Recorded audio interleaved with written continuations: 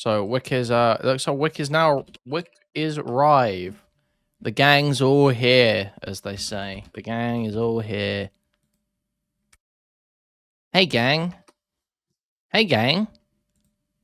Hey, I've clicked all the buttons. Turned Wait. all the knobs. But it's gone down again. Are we back? Do you guys not see it? Are we good? There we go. Yep. Yeah, You're we're good? Okay, Woo! great. We did it. Take 3. We did it. Okay. Hey, gang. Today on Whick TV, Hey gang. we're going to be talking about harassment in social media. Is the cure worse than the disease? We have I was the only one paucity, watching, if you will, of data on this. So how do we handle it? What do we even do? This stream is sponsored by Rebellion Pack. Maybe never again, but for today, yes. And we're going to pass the ball to Not So Erudite to start us off for take Oh no, does Whick think... Oh, no, wait, is Whick getting ready to say something that might upset Brianna Wu today? Is Whick going to grow a spine for 5 minutes? And say, hey, listen, Brianna. You're kind of lolcowing out when you start threatening to sue and report Sunday on fucking social media every other day. in this lovely, lovely adventure that we have. Go ahead, Not So Erudite. Give us a go. Yeah, so I got to do a fun little lit review in prep Freddie for Woods this show. super chatted $2. And that has Thank been you shared for with having this everyone. important conversation. No worries, Freddie. That's what we're all about here, is important conversations, moving directionally for policy, having some educated policy discussions directionally. You know, I grew up in the South and love cars, but will not accept street race challenges. I did my best to try to collect both pro and against evidence as much as there is, and as Wick said, there's kind of a lot of literature gaps in this. Obviously, trolling didn't even start until like the 1990s. The internet didn't really exist ubiquitously until I would say like 90s, 2000s. So it's a really new phenomenon, and research tends to be slow. What I would say is that it seems like social media has some pretty obvious detrimental effects, particularly to younger individuals. And I think there's no reason to believe that online harassment wouldn't also be detrimental to an individual. And the beginning research that we have on that does suggest it. The issue is that this is complicated. It's complicated by the fact that most of these studies Feels bad when people say mean things to you online. Thank you, on Erudite. harassment Got you. include anything from like insulting and name calling to Food serial Shops doxing, super chatted and revenge porn, $1.99. Where are the blacks? Was this a woo accommodation? Well, I mean, I wouldn't want to speculate, really, but she doesn't seem like the sort of person who's very comfortable around the black community. I can't imagine. Squid for Hire super chatted $2. Like the stream, donating toward your smokes. Thank you for the $2 Squid. Thank you. are obviously very, very different extremes And of spitting, behavior. like the stream, like the stream, like the And stream. therefore, the product by which we address this through policy is left even more complicated, because it's possible the policy that Oh, I am being sent that it is. This is a bit of a redundant panel. I don't know why Brianna was paid for this, because she could actually find the answer to the question she's asking very easily. It was solved many years ago by someone way smarter than any of these people. Yeah, 2012 actually. It's been solved. Solved since then, I think. that addresses, for example, the extreme behavior doesn't address the less extreme. And then probably on this debate we'll have some arguments of whether or not we should even bother addressing the more minor behaviors. And then a little bit in my literature today that I found is some looking at the nuance of how harassment impacts online celebrities and internet figures versus like a normal individual, and kind of the disparity that these two populations also experience. That I think is really interesting. And that's kind of the overall Well, I don't think anything you just said was interesting. capture to start us off.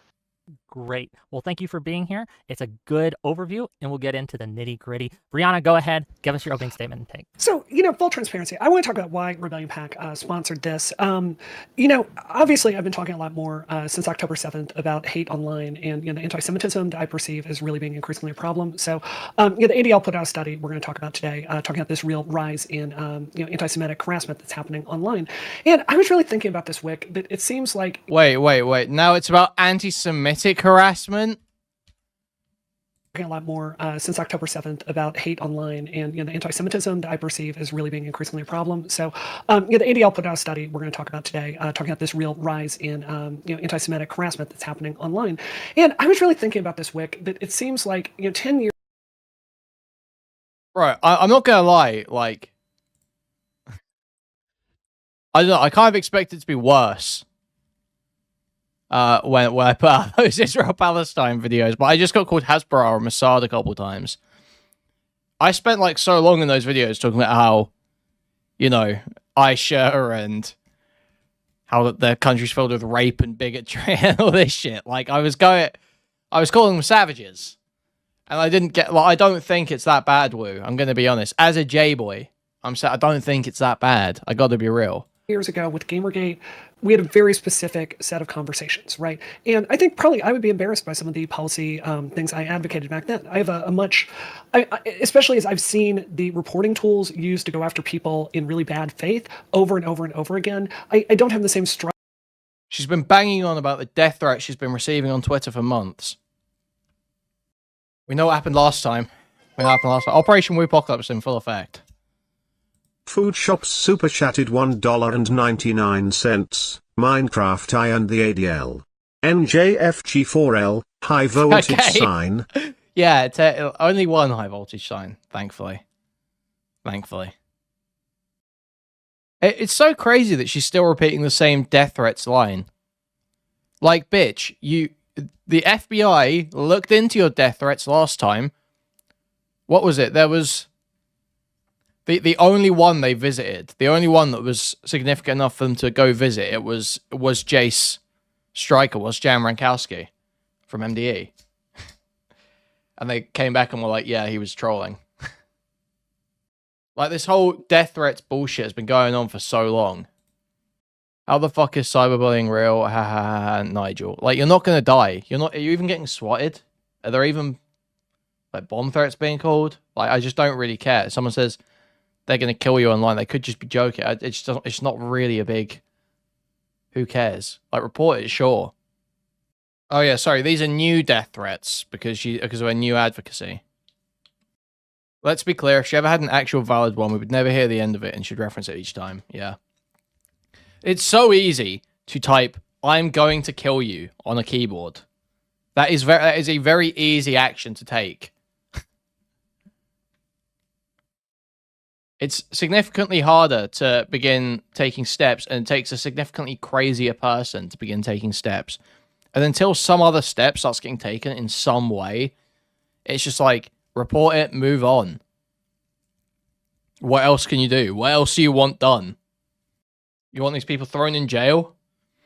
I mean, I guess like if someone's sending a direct death threat, I wouldn't have like a huge, crazy issue with something happening to them legally. But I mean, is that feasible? Are the FBI going to knock down everyone's door who's posted death threat online? Julie Satoshi super chatted $19.99. Been meaning to send this. Yo. Thanks for all the streams. Thank you, Shuri. Thank you. Kind of weird she works with someone who has taken those steps. Well, I mean, yeah, let's not even begin talking about the DDoS kid, right? Frightened opinions on online harassment that I used to. At the same time, I looked at this study and I saw some other studies, and it's really apparent to me that this is a problem.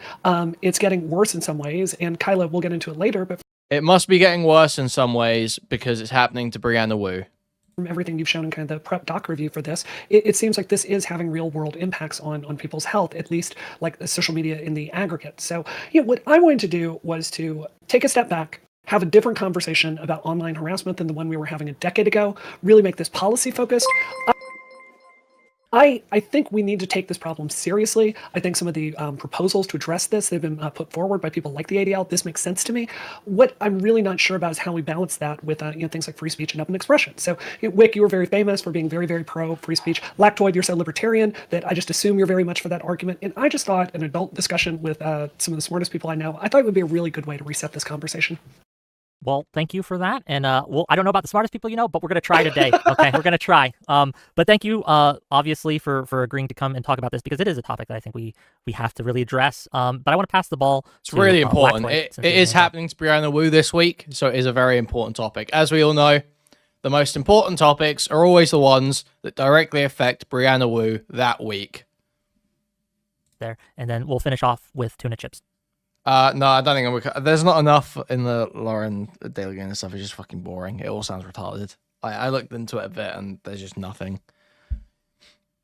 Until one of them starts doing something crazy, like actually crazy, I don't care. Okay, there's no way to know whether Lauren is telling the truth about half the shit unless she provides evidence. So who gives a shit? So go ahead, Lactoid. Yeah, so I'm in favor of not only... And I don't care if it's literally just Lauren is making shit up because she's mad that Destiny didn't want to replace Melina with her. If that literally ends up being the case, then like I cannot express how little I care about that story. Only the First Amendment as it relates to government action, but I'm also generally... Doctors are worse than pedos. Unironically, on the internet, I kind of agree. I would rather have pedos around me online than doctors. Pedos aren't a risk to me. I don't associate with kids. They're not a risk to anyone around me. I'm not I'm not a kid. I'm not friends with kids. There's no worry. I am a real person in real life though, with a real identity like all of us. So I am at risk to the other group. Freedom of expression. There was a famous case out of California. It was a long time ago, and the Supreme Court ruled in it. It ruled in it based on California law, not the First Amendment necessarily. But one of the concurring opinions, the name escapes me right now, but the opinion was essentially the case was about a group of students who were protesting the Vietnam War in a shopping center, and they were removed. And the Supreme Court justice wrote, in a world of ever-increasing privatization, where more and more discourse is being owned by private companies, the sphere of freedom of expression is consistently shrinking unless we have expectations of free expression within those privately owned areas. And I think that's a real problem, right? I think we especially saw this during the pandemic when a lot of people were prohibited by law from meeting in person, and really the only place to express themselves was on the internet. I think harassment policy is oftentimes weaponized to silence opinions that people may not want to hear, people may not want to agree with. I think that perhaps when it comes to children, I could see having extra protections for them, but generally speaking, I think adults, especially with all the tools that exist, like blocking and you can remove people from your feed. I think that I'm generally in favor of people being allowed to say what they want to say across every platform. Okay, well, thank you for being here. I'm sure we'll get into the nitty-gritty and how that applies today as we go. Last but certainly not least, the Tuna Chip himself. Tuna Chip, go ahead. We're pulling for Lactoid today. Okay? So my main opinions on the topic are informed by my thoughts about online harassment, where technology is going in terms of updating what people are able to do and what people are able to leverage towards harassment, basically the changing nature of what it means to be online, because online is not a static thing. So in one sense, I do think that the data and the changes that have been made are pretty solid. They look like they're going to work for now and maybe the foreseeable future. But I am concerned that it sets a precedent that going into the future, we will just keep changing with the technology and it will push us towards a more dictocratic, a more hyper-authoritarian position. And that what we should be doing instead is stepping away from this idea of intervention and stepping more towards having a more healthy relationship, especially in youth, with technology and social media. So well, thank you for being here. Okay, Thank you for Epic. that. We will get into it. I'm on board. I want to start by asking the panel a question, right? In this world where we have, as Lactoid said, privatized ownership of these platforms that will have different tosses, different ideas of what harassment even is, how do we draw the line? Or I think this might actually be kind of an anti-Brianna Wu dogpile. Because Erudite is going to have to toe the line for DGG to make sure she doesn't condemn any actions they engage in. Lactoid is a based harassment enjoyer. Tuna Chip is a free speech guy. Whick is a free speech guy. This is... Oh, man. Look at PV reinforcements in the chat. Oh, no. Make the distinction between disagreement and harassment, because as has been noted by Tuna Chip here, the tools that we build to stop harassment are often used as tools of harassment in and of themselves. So I guess we'll start with tossing it to Brianna and Erudite. And how do we square that circle? Old Kuihman would have doxed by now. That's not true. That is not true. That is not true. That is not true. That has never been true. we bridge that gap? What are your thoughts? Well, I want to give a little bit of pushback on the question itself. I don't think the I don't think the policies are like accept harassment or don't accept harassment and allow these tools to go forward. I want to just go through some of these, like from the ADL study I was talking about earlier. I want to really list these. Okay, implement industry-wide policy to address how hate targets specific identities. Let me tell you how I did this with Twitter. Right, there used to be a policy at Twitter where you could send a black person that you were disagreeing with a picture of a cross on fire. I know what that means. I think a lot of black people know what that means, but Twitter themselves did not know what that means and couldn't tie it to a harassing context. Wait. I was talking about earlier. I want to really list these. Okay, implement industry-wide policy to address how hate targets specific identities. Let me tell you how I did this with Twitter. Right, there used to be a policy at Twitter where you could send a black person that you were disagreeing with a picture of a cross on fire. That's literally what Destiny did. That's literally what Destiny did. Where's the tweet? Where's the tweet? Where's the tweet? Where's the tweet? Destiny Burning Cross tweet. So, Destiny tweets, if your race is a very important part of who you are, you're probably a pretty sad person. Black Daria replies, well, boo-hoo then, bitch, because being black is lit. And then Destiny replies, lit, you say, with a burning cross and the KKK surrounding it. I know what that means. I think a lot of black people know what that means, but Twitter themselves did not know what that means and couldn't tie it to a harassing context. So this is just getting more data from communities about what kind of speech, what hate speech looks like for them. That's entirely reasonable. Incentivize and promote pro-social behavior through design. League of Legends does this. It's a better game for it. That's entirely reasonable. So I just want on record that Brianna Wu thinks that Destiny harasses people online. Okay. Rather than reduce trust and safety headcount, expand it. I think anyone that's been on the new Twitter can talk to you about how much harder it is to like get death threats and rape threats processed. I deal with this repeatedly. Strengthen content moderation tools for in-game voice chat. Again, this is utterly, utterly reasonable. So I hear what you're saying, Lactoid. Genuinely, I think that there are ways for us to balance these issues. Make sure people can have open expression, people can be themselves, but we can create a better gaming experience for people. And just one last thing I'll say here, we have a lot of stuff. Yeah, saying League is better for the moderation is total bullshit. Like, there is no reason to play League of Legends anymore, basically. Overwatch was still fun because like on there you can still fuck around in the voice chat. But there is like that you can't talk shit to your team on League anymore. At all.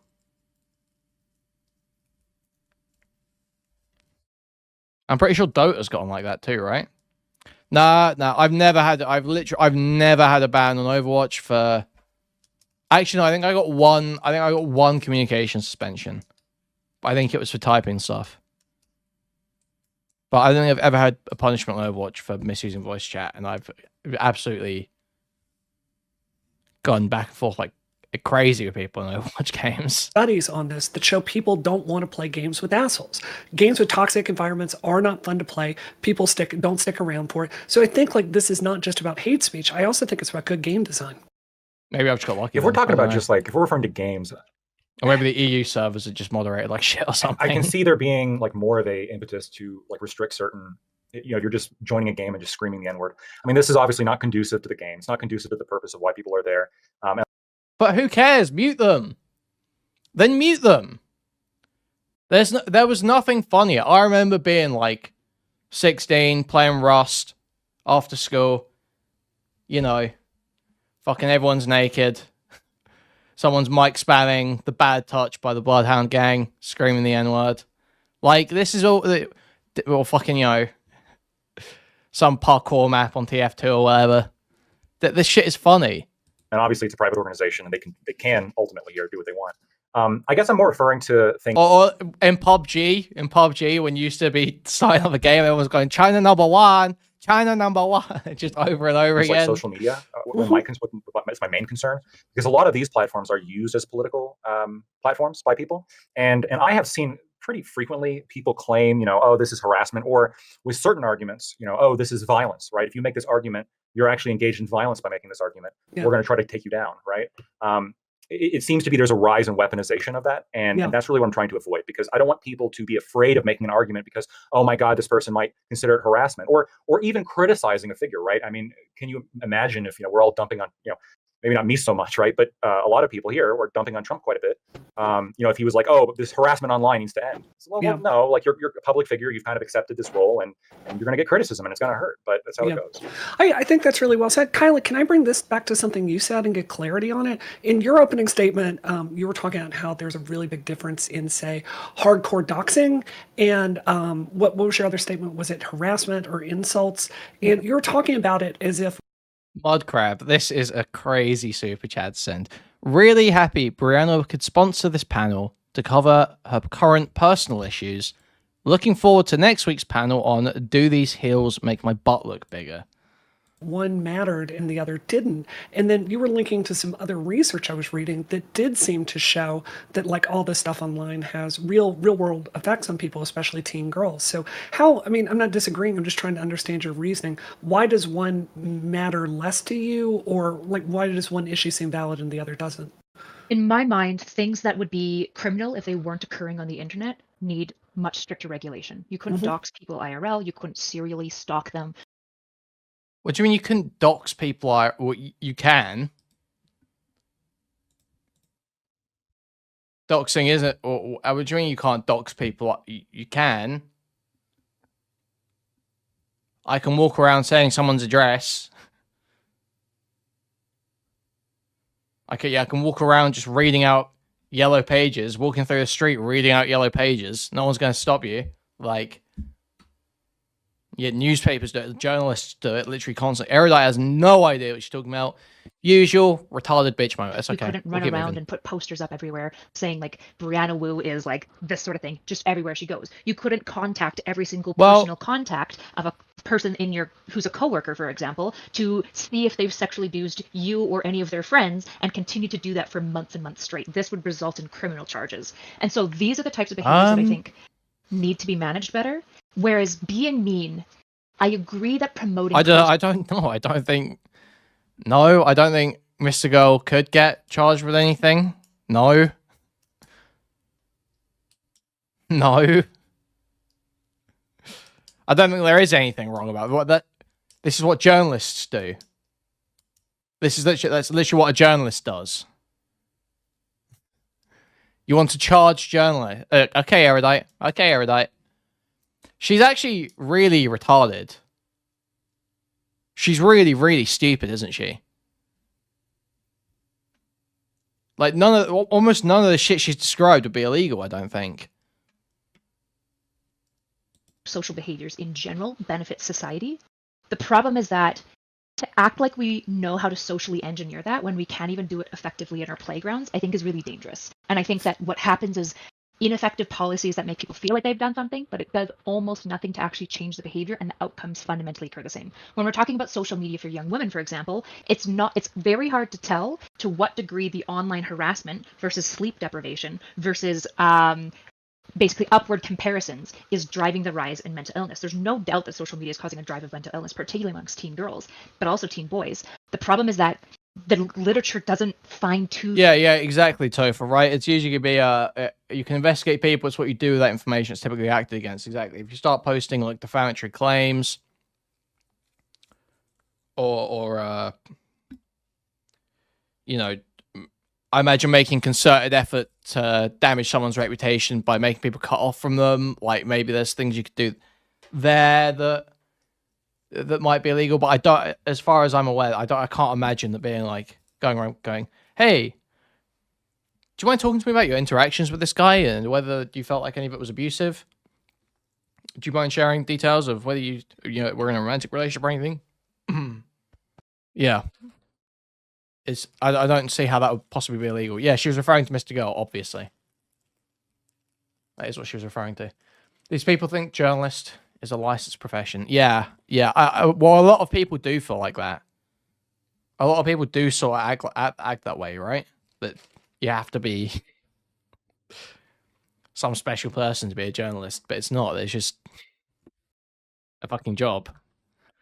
No prerequisite, no schooling required. I mean, there are journalist institutions, but yeah. Comb it out enough to show clearly that it's cyberbullying or insult versus just being on the platforms and the nature of them themselves. Now, like I said, I suspect that it is, I just don't know if I'm comfortable making strong recommendations about how we socially engineer this behavior.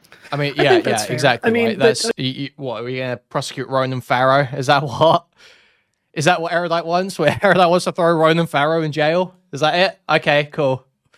like, according to the stuff you were showing, all of this stuff is on the rise. I mean, you know, you look at from 2014, it was 7%. This according to Pew, 7% people experienced physical threats. That went to 14% just 6 years later. And this is But then it's gonna be no, because Harvey Weinstein actually did something wrong.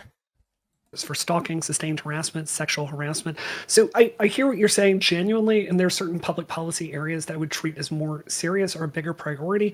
But I think, Lactoid, coming back to your kind of contention, or I don't think that you want to do nothing, but I think the fact that this stuff is rising so precipitously, because I'm going to assume these trends have escalated, I think there's some role for public policy in how we address this. And just one more thing, hate crimes against Jewish people were at the highest level ever recorded before October 7th, right?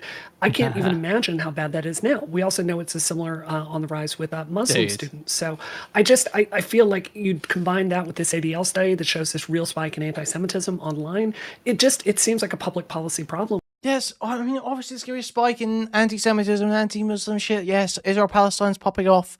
There's a lot of fucking conflicting interests that spill over into people's interpersonal interactions. Yes. Obviously, yes. Muslims weren't having a good time after 9/11. Jays aren't going to have a good time while Israel-Palestine's going on. Obviously, yeah. No shit. We need an answer for. Just for clarity, so I know what you're talking about. When you say that the anti-Semitic hate crimes and Islamophobic hate crimes are on the rise, you're talking about offline things that are happening. Okay, just wanted to make that distinction. Yes. Yeah, if you have a response to that, either Tuna or Lactoid, go ahead. Otherwise, I can give a quick response just because I was mentioned. Oh yeah, good question, Freddie Woods. Who's doing those hate crimes? Who's assaulting the J boys in the street? I don't think it's America First doing it. I can't imagine that Nick Fuentes is out there beating up Jays. I can't imagine Beardson's getting in any physical fights. Okay. The I thought that the KKK might even be pro-Israel. I'm not even sure. So it can't be them. Who could it be? When you silence somebody, I don't know what policy proposal you're necessarily talking about. I'd like to get into that, but the Chinese, it must be the giving Chinese people the tools and the freedom to curate their own content to what they want to see. I think that's fine, and I think giving people more access to that, especially with social media, can perhaps help alleviate some of the issue.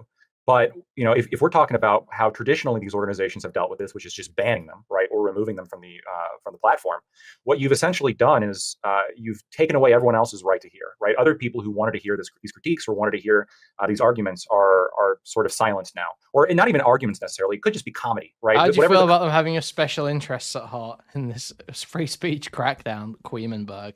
Listen, it is only Wu. It is only Wu, and she just desperately takes up the mantle of being a J because she sees it as the best way to be a victim.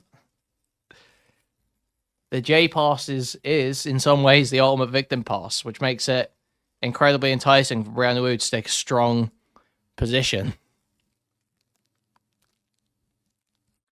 But listen, no one else is saying about the J's here, okay? Content is, people were enjoying it, and now it doesn't exist.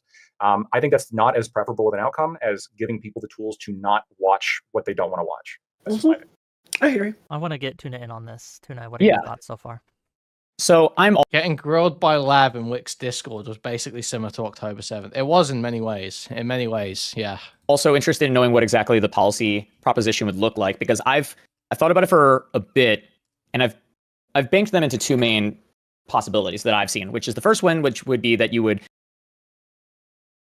restrict the relationship that technology has to publicly owned spaces like schools. That was proposed very directly in the literature that we're referencing. And then the other one would be to directly intervene in the technologies themselves, whether or not that's the social media or something that's being used to harass, such as, I don't know, something like a something that would interfere with a person's life. Maybe you're doxing somebody, and you're using technology to automate sending pizzas or cockroaches to their house, something crazy like that. I have counters to both, but I'm not going to just like bore us. I know what you mean by that. With each, what are people on the pro intervention side thinking that would look like? Well, I can give you a really specific example. So, Kyla, one of the research pieces that you posted was looking at what is happening to teen girls, right? So, just to cite this, please tell me if I get any part of this wrong. But basically, if you increase the amount of time that teen girls are spending on Insta, to basically 5 hours a week, the rates of depression roughly double. So, I would love to see more studies on this showing what's kind of driving that depression. But just like my guess would be Insta is such a visual place to look at. It's always like, look at these people having wonderful lives out there, that it's a lot of content that invites you to hate yourself and your body. So maybe there are things in the algorithm that we could change to be more cognizant of what the algorithm is showing people. Yeah. Do you have a specific example that we can tackle, right? So when you say change the algorithm, so Max is funding the operation here. Okay, right. Max is paying rent right now. All right. People get less stuff that makes them mad. It's very vague. It's very generic. Is there anything specific? Very sexual. So every time I ever log on to Insta, it is always like 20-something girls with gorgeous boobs and perfect hair and full face and all that kind of stuff. Sure. Oh no, but I think that can have a certain amount of damage if you're only seeing that and that's your only representation of women. I think there are other things you can show that might be interesting to that. So I'm not saying censor it. The content should always be available for people that want to go seek that out. But when it comes to like what the algorithm is going to show you, which is essentially an editorial choice, I do think we should be looking at the data. And I think some part of this, just like it does in an editorial newsroom, I think it should be going, what's good for the public? And I think the problem is all these incentives are always driven towards maximum engagement. And we know it's making us unhappy. I mean, Kyla, am I wrong about that? It's not. What? If you're unhappy, fucking leave. Please, just leave. If you're unhappy, leave. I actually really like the way things are. Maybe even we could take it a little bit back. Maybe we could walk it back a few years in terms of the censorship stuff. Maybe like 6 years, 7 years, 8 years. Maybe if we walk it back like 7 years, I thought it would be the perfect state. Leave it there. Keep it that way. And if you don't like it, you can simply go somewhere else. How about that? That sounds like a good idea, right? I feel like we can all agree on that. I mean, it is making us unhappy. I guess I'll be even bolder. I think essentially anonymity will fundamentally probably have to go from the internet. I just don't see it lasting. I don't know how it does last. Anonymity will probably take care of like 90% of the mean comments, because most people who say mean comments, you get them to come on a voice call, you get them to show up in person, they wouldn't say it, they wouldn't do it, because there's a social repercussion for calling every woman on the internet a cunt, right? Like, not a good look, especially if people know it's like you, John Williams. So I'm actually pretty pro getting rid of anonymity on the internet. I just don't really see how it... Wow, just full blown, does not give a fuck, no liberty, no choice. You can't be anonymous if you want to be. Just real IDs, you have to authorize everything, go and get your porn approved by your ISP. No doxing, no anonymity. Yeah, this makes sense. This is making total sense. Why don't these people just go and try and ban alcohol? True. Incredibly true. Why? Listen, fuck it. Fits into our future that's so like internetized, even though, just to be clear, I understand that like Hobbes right now is like rolling in his grave and screaming and clawing his eyes out and whatnot. I understand that there's an immediate question of security. Okay, yeah, bring up Hobbes. Okay, yeah. Versus privacy that immediately emerges. I don't actually know. I don't know how we don't end up doing this, and this would also help with the behaviors that I would argue are criminal in nature. They're just on the internet. So some states have revenge porn as a criminal charge, right? That's good. Should probably be all states. Well, if it helps us fight crime, then I guess we should do it then. I mean, if it means there's going to be less crime, then we should allow that liberty to be taken away. I guess. Why not? Fuck it. Why not? Doxing also probably needs to be criminalized and defined like in a legal way so that we understand what doxing is. TikTok has multiple accounts. Okay. Retard. Figure it out. If your real name is attached to your username, so you have a social consequence for saying the C word online, how is there going to be any doxing? Make this make sense to me, Hua. Make this make sense, please. How is that social consequence being dished out when you call a woman a cunt online with your real name attached and doxing still exists? How does that work? Square this circle for me, please, Erudite. I'm putting my therapist hat on. I'm putting my psychometrician hat on. I'm trying to listen. It's called Docs Talk. They're just massive. Like Dinesh, Rexorcist, Tizzy Ent are all content creators with millions of followers that basically make money from finding people who are being like racist in a video, doxing them, and then releasing their information to all of their followers for serial harassment. And they get paid for this. But Erudite, but that's what you're asking for. You just said you wanted social consequences for calling a woman a cunt online. That's what you're asking for, retard. Like, the solution to combat doxing can't be, okay, so now everyone has to dox themselves by removing their anonymity. I don't, like, I feel like that That's the solution for the meanness. There's a reason that people mask up during protests. There's a reason that there's a solution for meanness, but you just said that's the way you want it, that's the way it's going, that's the way you want it to go. You don't see any other way of doing it. It's not just as a solution to meanness. Don't, like, advertise who votes for, like, you don't have to, you can't be compelled to say who you voted for, right? Anonymity acts as a shield to protect us. Yeah, okay, man. We got all that Whick spit. We got all that Whick cook, okay? We may hate Snaggletooth here, but we're gonna... He may be about to cook, okay? Millions of followers that basically make money from finding people who are being like racist in a video, doxing them, and then releasing their information to all of their followers for serial harassment. The Fang of Zion. But Erudite, right? Like, the solution to combat doxing can't be, okay, so now everyone has to dox themselves by removing their anonymity. I don't, like, I feel like that That's the solution for the meanness. There's a reason that people mask up during protests. There's a reason that we don't, like, advertise who votes for, like, you don't have to, you can't be compelled to say who you voted for, right? Anonymity acts as a shield to protect us from harassment in a lot of ways, does it not? But I want to pass the ball. I'll let you respond to that, but I want to pass the ball to Tuna Chip because he's got some thoughts too. So go ahead. Yeah, it's also, I don't know how this is going to happen in a way that doesn't immediately become government overstep, because we're talking about, oh my God. Oh. Guys. I'm so happy. Is this an actual real Whick panel? Has Brianna Wu put her money into something worth watching? Somehow? Totally inadvertently. No, Deep, listen, it's fine. She's getting 1-2'd by Wick and Tuna right now. It's fine. She's writing it down. We'll probably get a response. We'll get a response, I'm sure. Talking about sites that people like using, and people gravitate towards sites which give them more agency.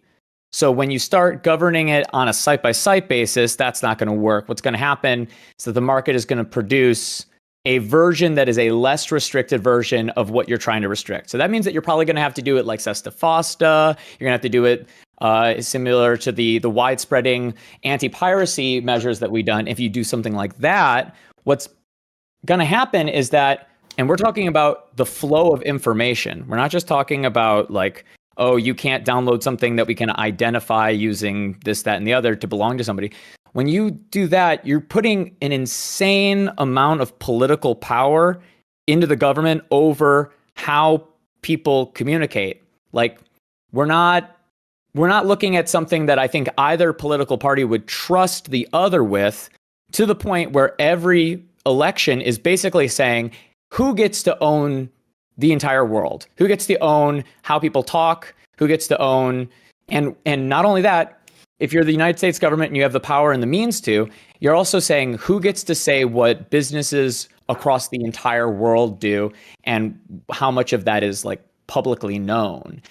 I just think that you're getting to a point where that's like, you don't have to be a libertarian to think that that's government overstep. That's just like huge. I don't agree with that though. I mean, God, I don't mean to keep talking at the ADL, but I have worked with them. Like, there are two arms for it. There's the political like side of it that does, governmental stuff, but they also have one of these, like literally one of the best research like think tanks in the world. They've been working, I've worked with them on digital harassment policy for a decade. I've never heard anyone in any conference I've gone to, I've never seen a paper of someone like advocating the course of action that you're talking about, which is a massive step up. I just, this is such a false choice. What I see over and over and over again are people saying, look, you have Facebook, you have Instagram, you have Twitter, you have all these social media networks, and they are maximizing for one thing, which is engagement. And we've got all this science out there that shows us harassment is increasing, the player base isn't enjoying it, it's bringing out our worst tendencies. So all we're talking about is asking these platforms to focus a little bit more about what the consequences.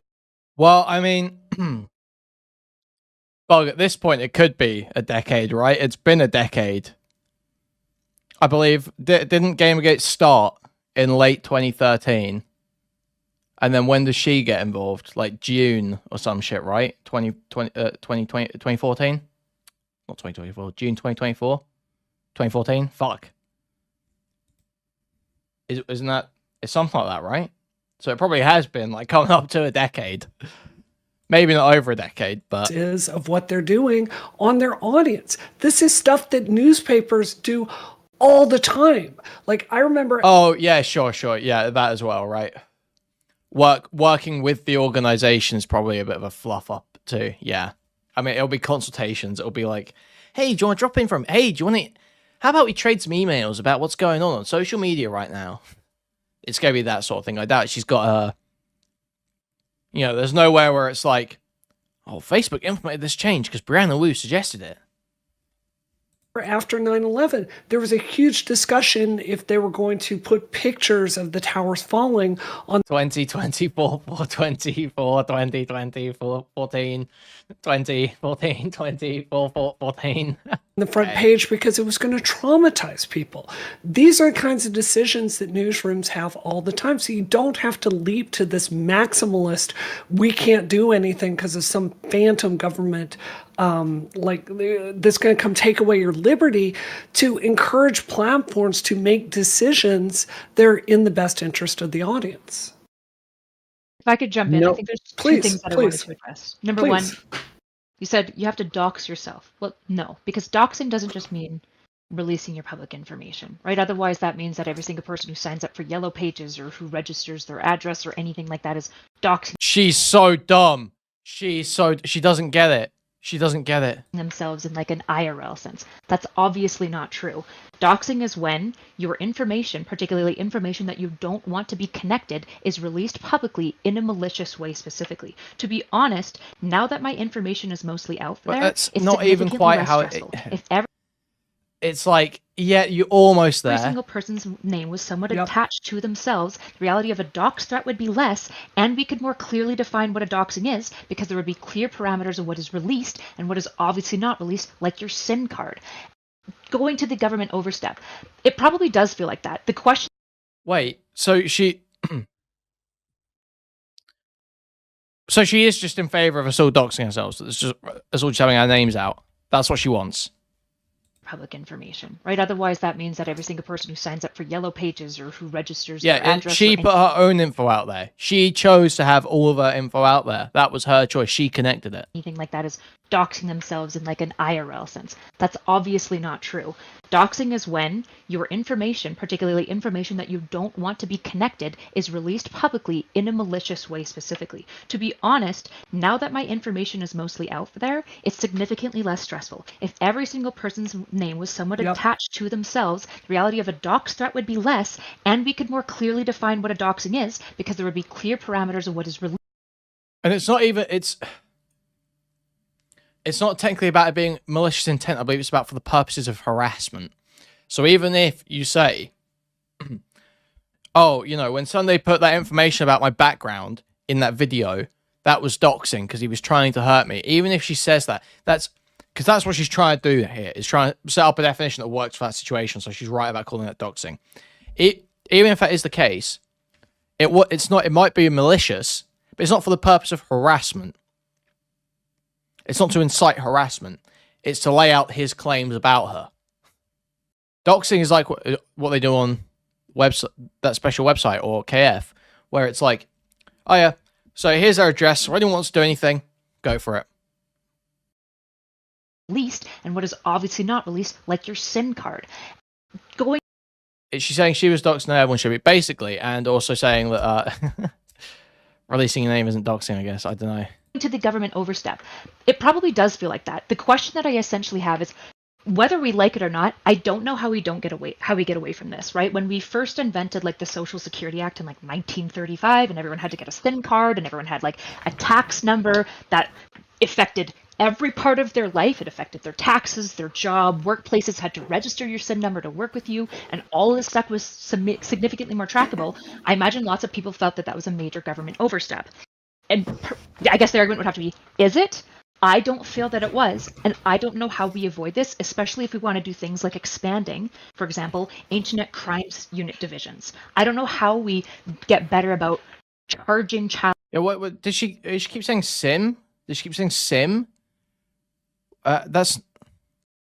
If it affected their taxes, their job, workplaces had to register your SIN number to work with you, and all...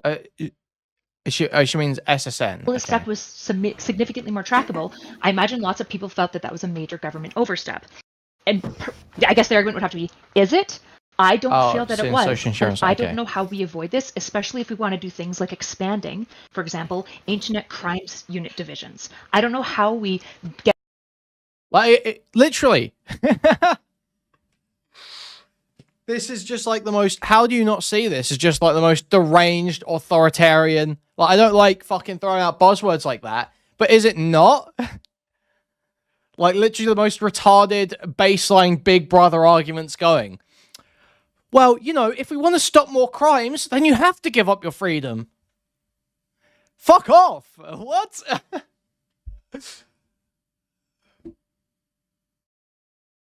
Get better about charging child pedophiles and finding them.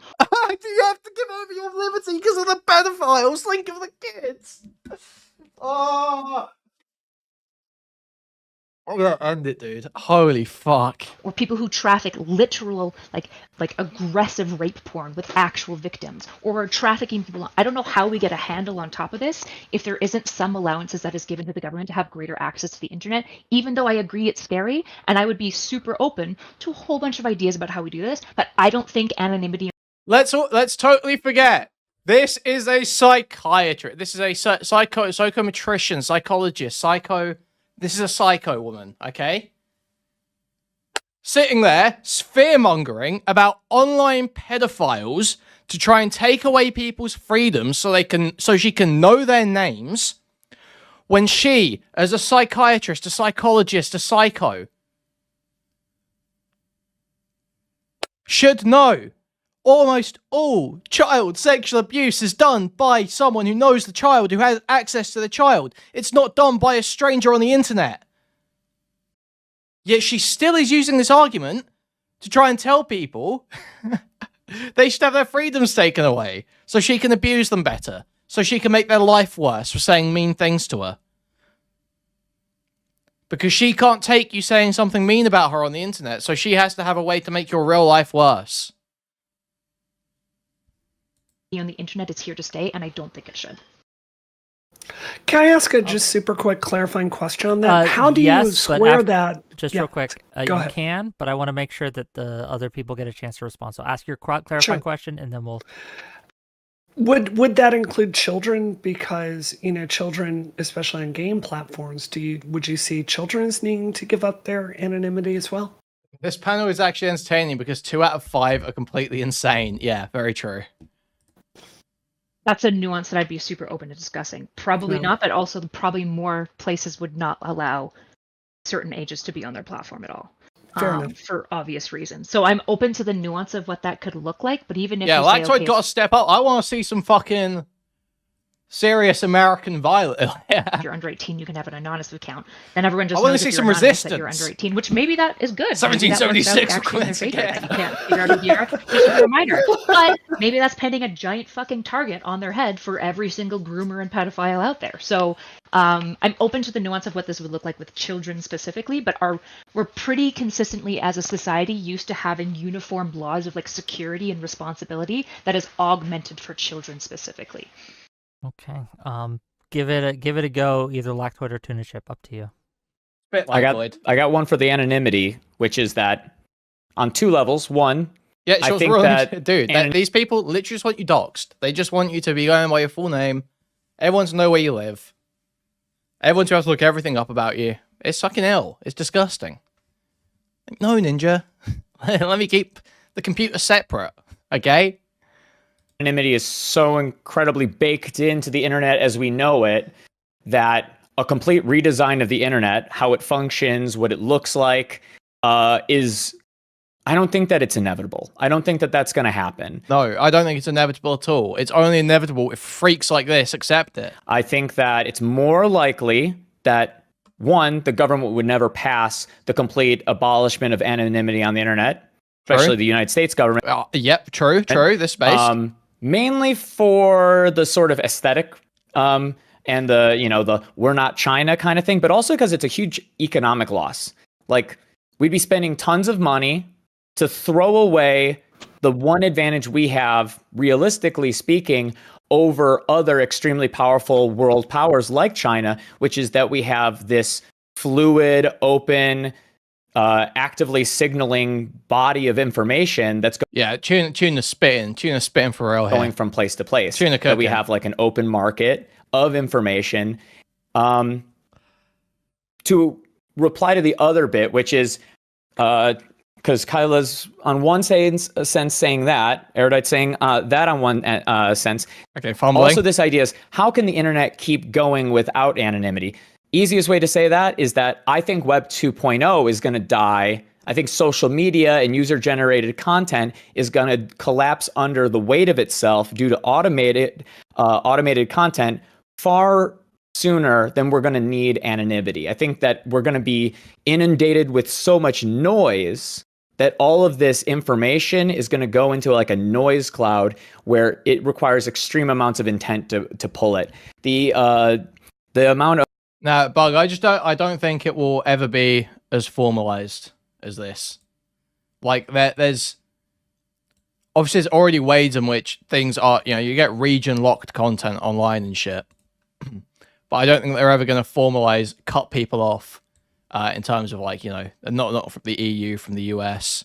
And I don't think you'll ever be in the US at least required to give over your real name. It may be essentially enforced by like companies, but I don't think that you will. I don't think it'll be written in. Of automated moderation, automated content production, automated like all of these bots. We are getting to a point where social media is just not going to be the way I don't see that it'll be like straight up, basically like great firewall for everyone. I just don't see that. The internet. TikTok is close to the future of how we use the internet. This like constant feed of not our individual strangers, but an anonymous, everybody's a small fish in the world. I think for the most part, to be honest, speech, kind of shit. But like a lot of the EU stuff is actually better than the US is. Like the GDPR is like based, right? Like that's just epic. Like right to be forgotten and shit. That's all just epic. World's biggest C type thing. I think that that's going to happen for a little bit. To the point where online bullying for people inside of a school, it's going to make less sense because people aren't going to care about the other people in their school. They're going to care about the big lolcows of the internet for that day, for that week, based on this worldwide feed.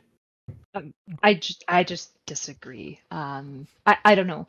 I disagree. Okay, please explain why. I don't see evidence that Web 2.0 or social media is going to die. We'll see versions of it die. I think when you look at like major technological revolutions, that is social media, the reality is like the way the Industrial Revolution occurred and the technologies that we had when it first emerged, those died. And the way that businesses were structured originally, those died.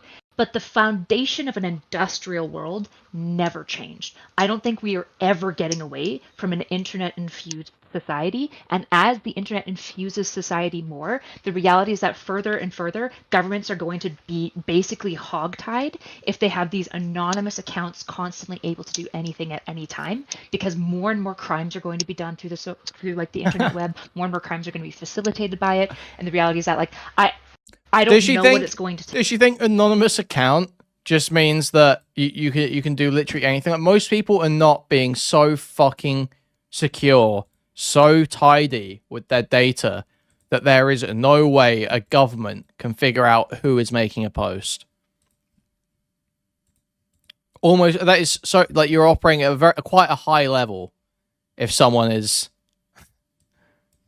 actually that careful with their data. Like, they still, if you do something bad enough, they're going to be able to find you in most cases. Because they can just subpoena. Because even if, right, let's imagine it's someone's using like Tor, right? Okay, I don't have much understanding of shit past this, but my understanding is the way Tor works is that because you go through a bunch of different nodes, through a bunch of different countries, that it would be such a pain in the ass to subpoena and request the connection data from every single box that you connected to in every single country, that it becomes a infeasible task to track you down for most crimes. But if you're doing something bad enough, the FBI is going to go through every single one of those connections, and they are going to figure out which boxes you're connected to. So it's not just anonymous accounts can do anything they want at any time.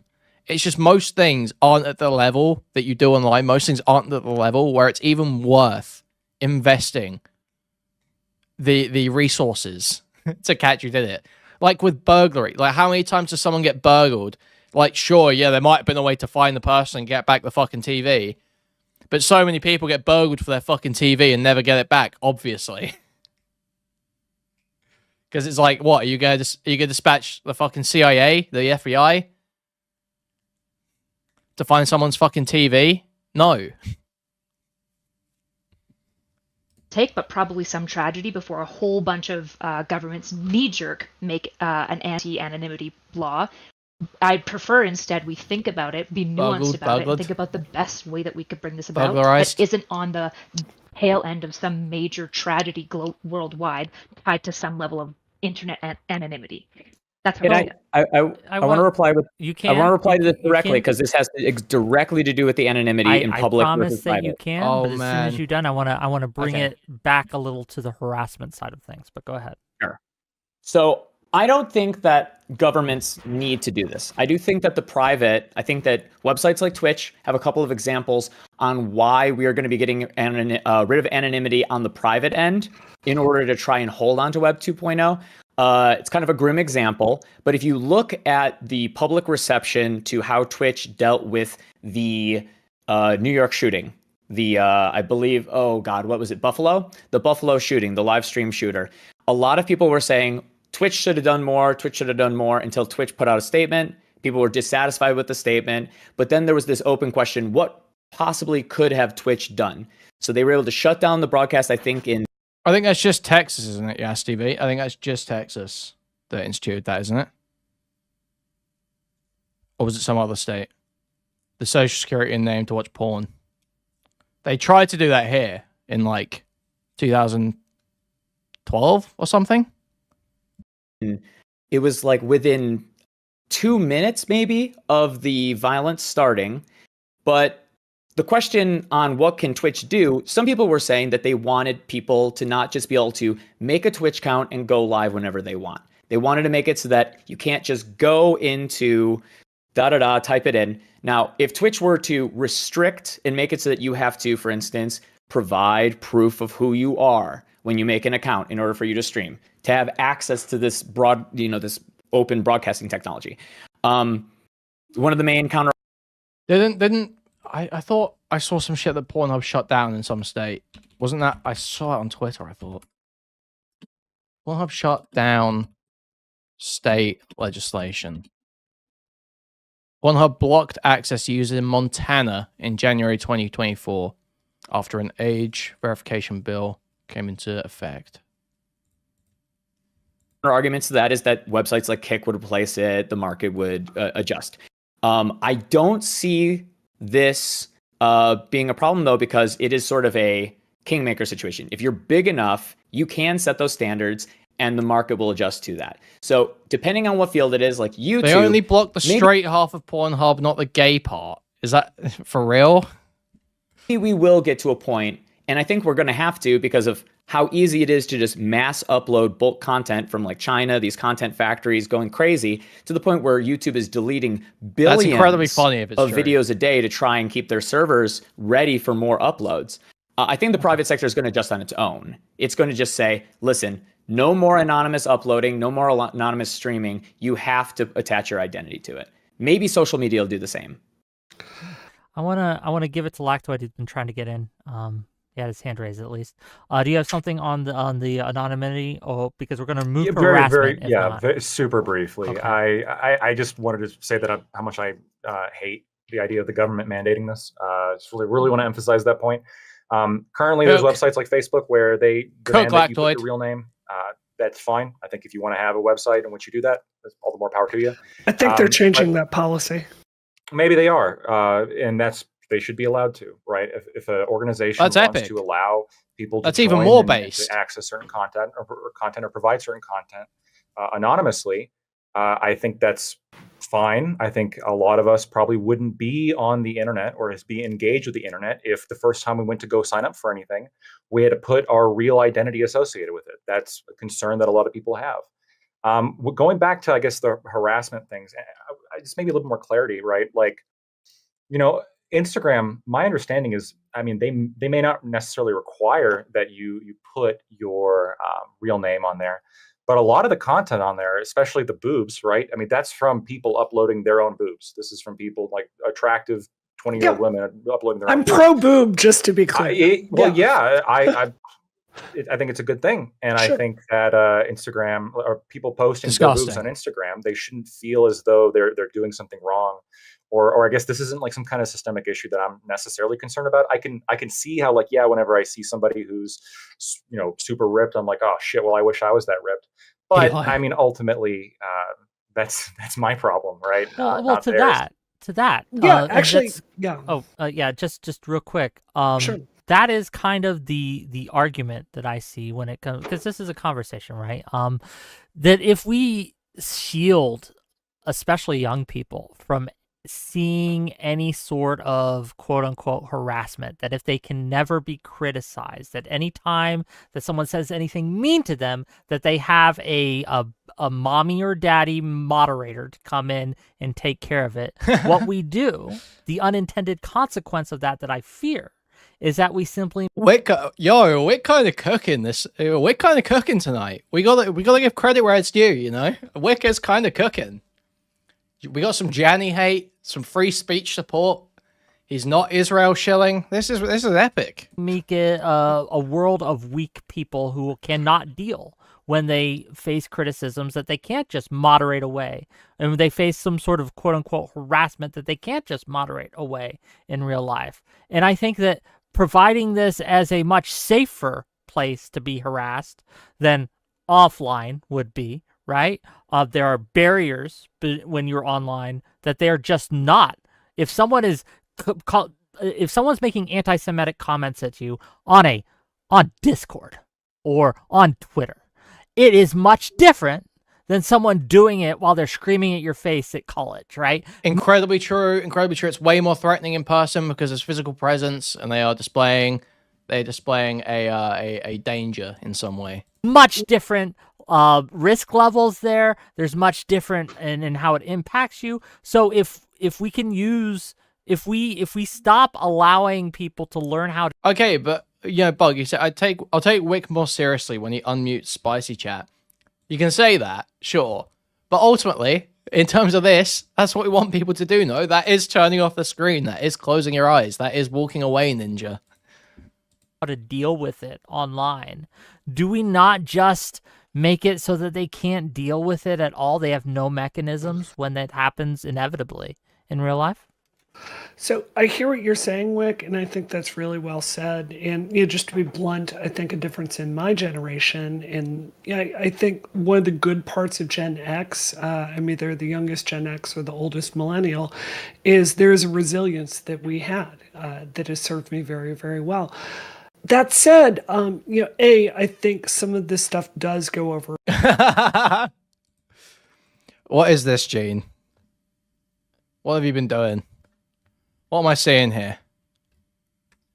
Wholesome Brianna bickering on Twitter while her dog dies. You know what? Fuck you. This is so far out of line. HuffPost. Hashtag Gamergate harasses Brianna after she tweets about her dead dog. This was one of the worst days of my life.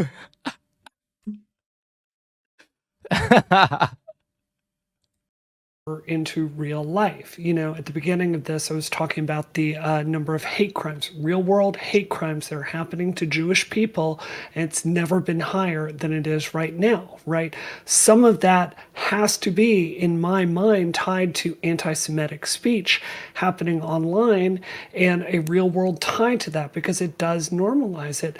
I think it's a hard line to get to, but I think a society has an interest to play in making sure that our kids are okay. I mean, Kyla, coming back to your research document, and the kids are not okay. Like, you've got stuff here about, you know, suicide attempts.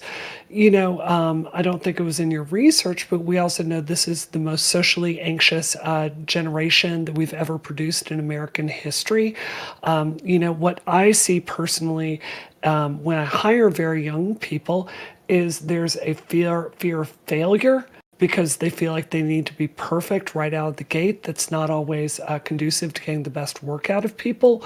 So I do think this society has a role to play in making sure that our kids are growing up mentally healthy.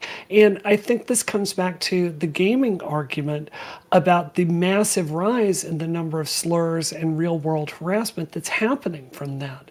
I think it's really easy to say, you know, they're kids, it's a free speech issue, they just need to toughen up. But we know the effects of what's happening, and it's not good on their mental health.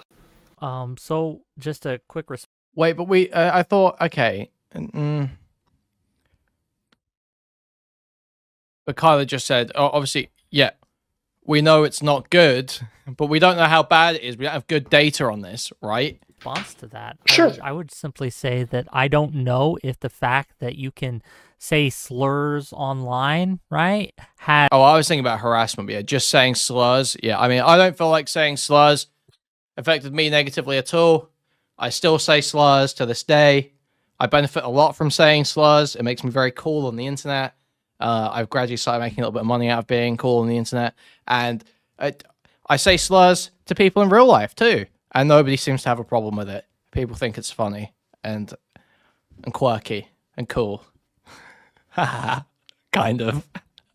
Has made any appreciable impact in the amount of anti-Semitic hate crimes. I would more point to that being the result of people who aren't doing what I would consider harassment, but are what I would call, and to be clear, it's still free speech, but hate speech, right? Where they criticize whole groups, right? They're not targeting an individual. They're not targeting anyone specifically. They're not going into your DMs, calling you a Jew or anything.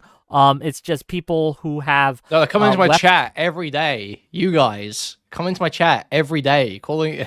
weaponize these narratives, right, to paint like it's a vast Jewish conspiracy, right, or Israel's the cause of all the world's woes, and we can see that happening. I think that's more correlative, causal, than it would be that you can get called a Jew in Valorant, right? Sure. So the thing I have with the ADL study specifically, right? Yeah, I mean, wow, Whick is just spitting so hard here. Someone saying J-Boy in Valorant is nothing. That means nothing. The shit that's motivating people to go and do something is going to be shit where it's like, all the world's evils are because of this group. Here's how. All the world's evils are because of this one group. That obviously, yeah. They had the main... not the control group, but the test group. I don't know the technical terms here. I'm sorry. Mm-hmm. The test group was having someone play online with the screen name "Proud to be a Jew" or "Proud to be Jewish," and then the control group was. They don't really. User 247. When I was wait, how long ago would this have been? It was the Modern Warfare remake. When the Modern Warfare remake came out, or Modern Warfare 2 remake, Modern Warfare remake. Me and some IRLs played it. And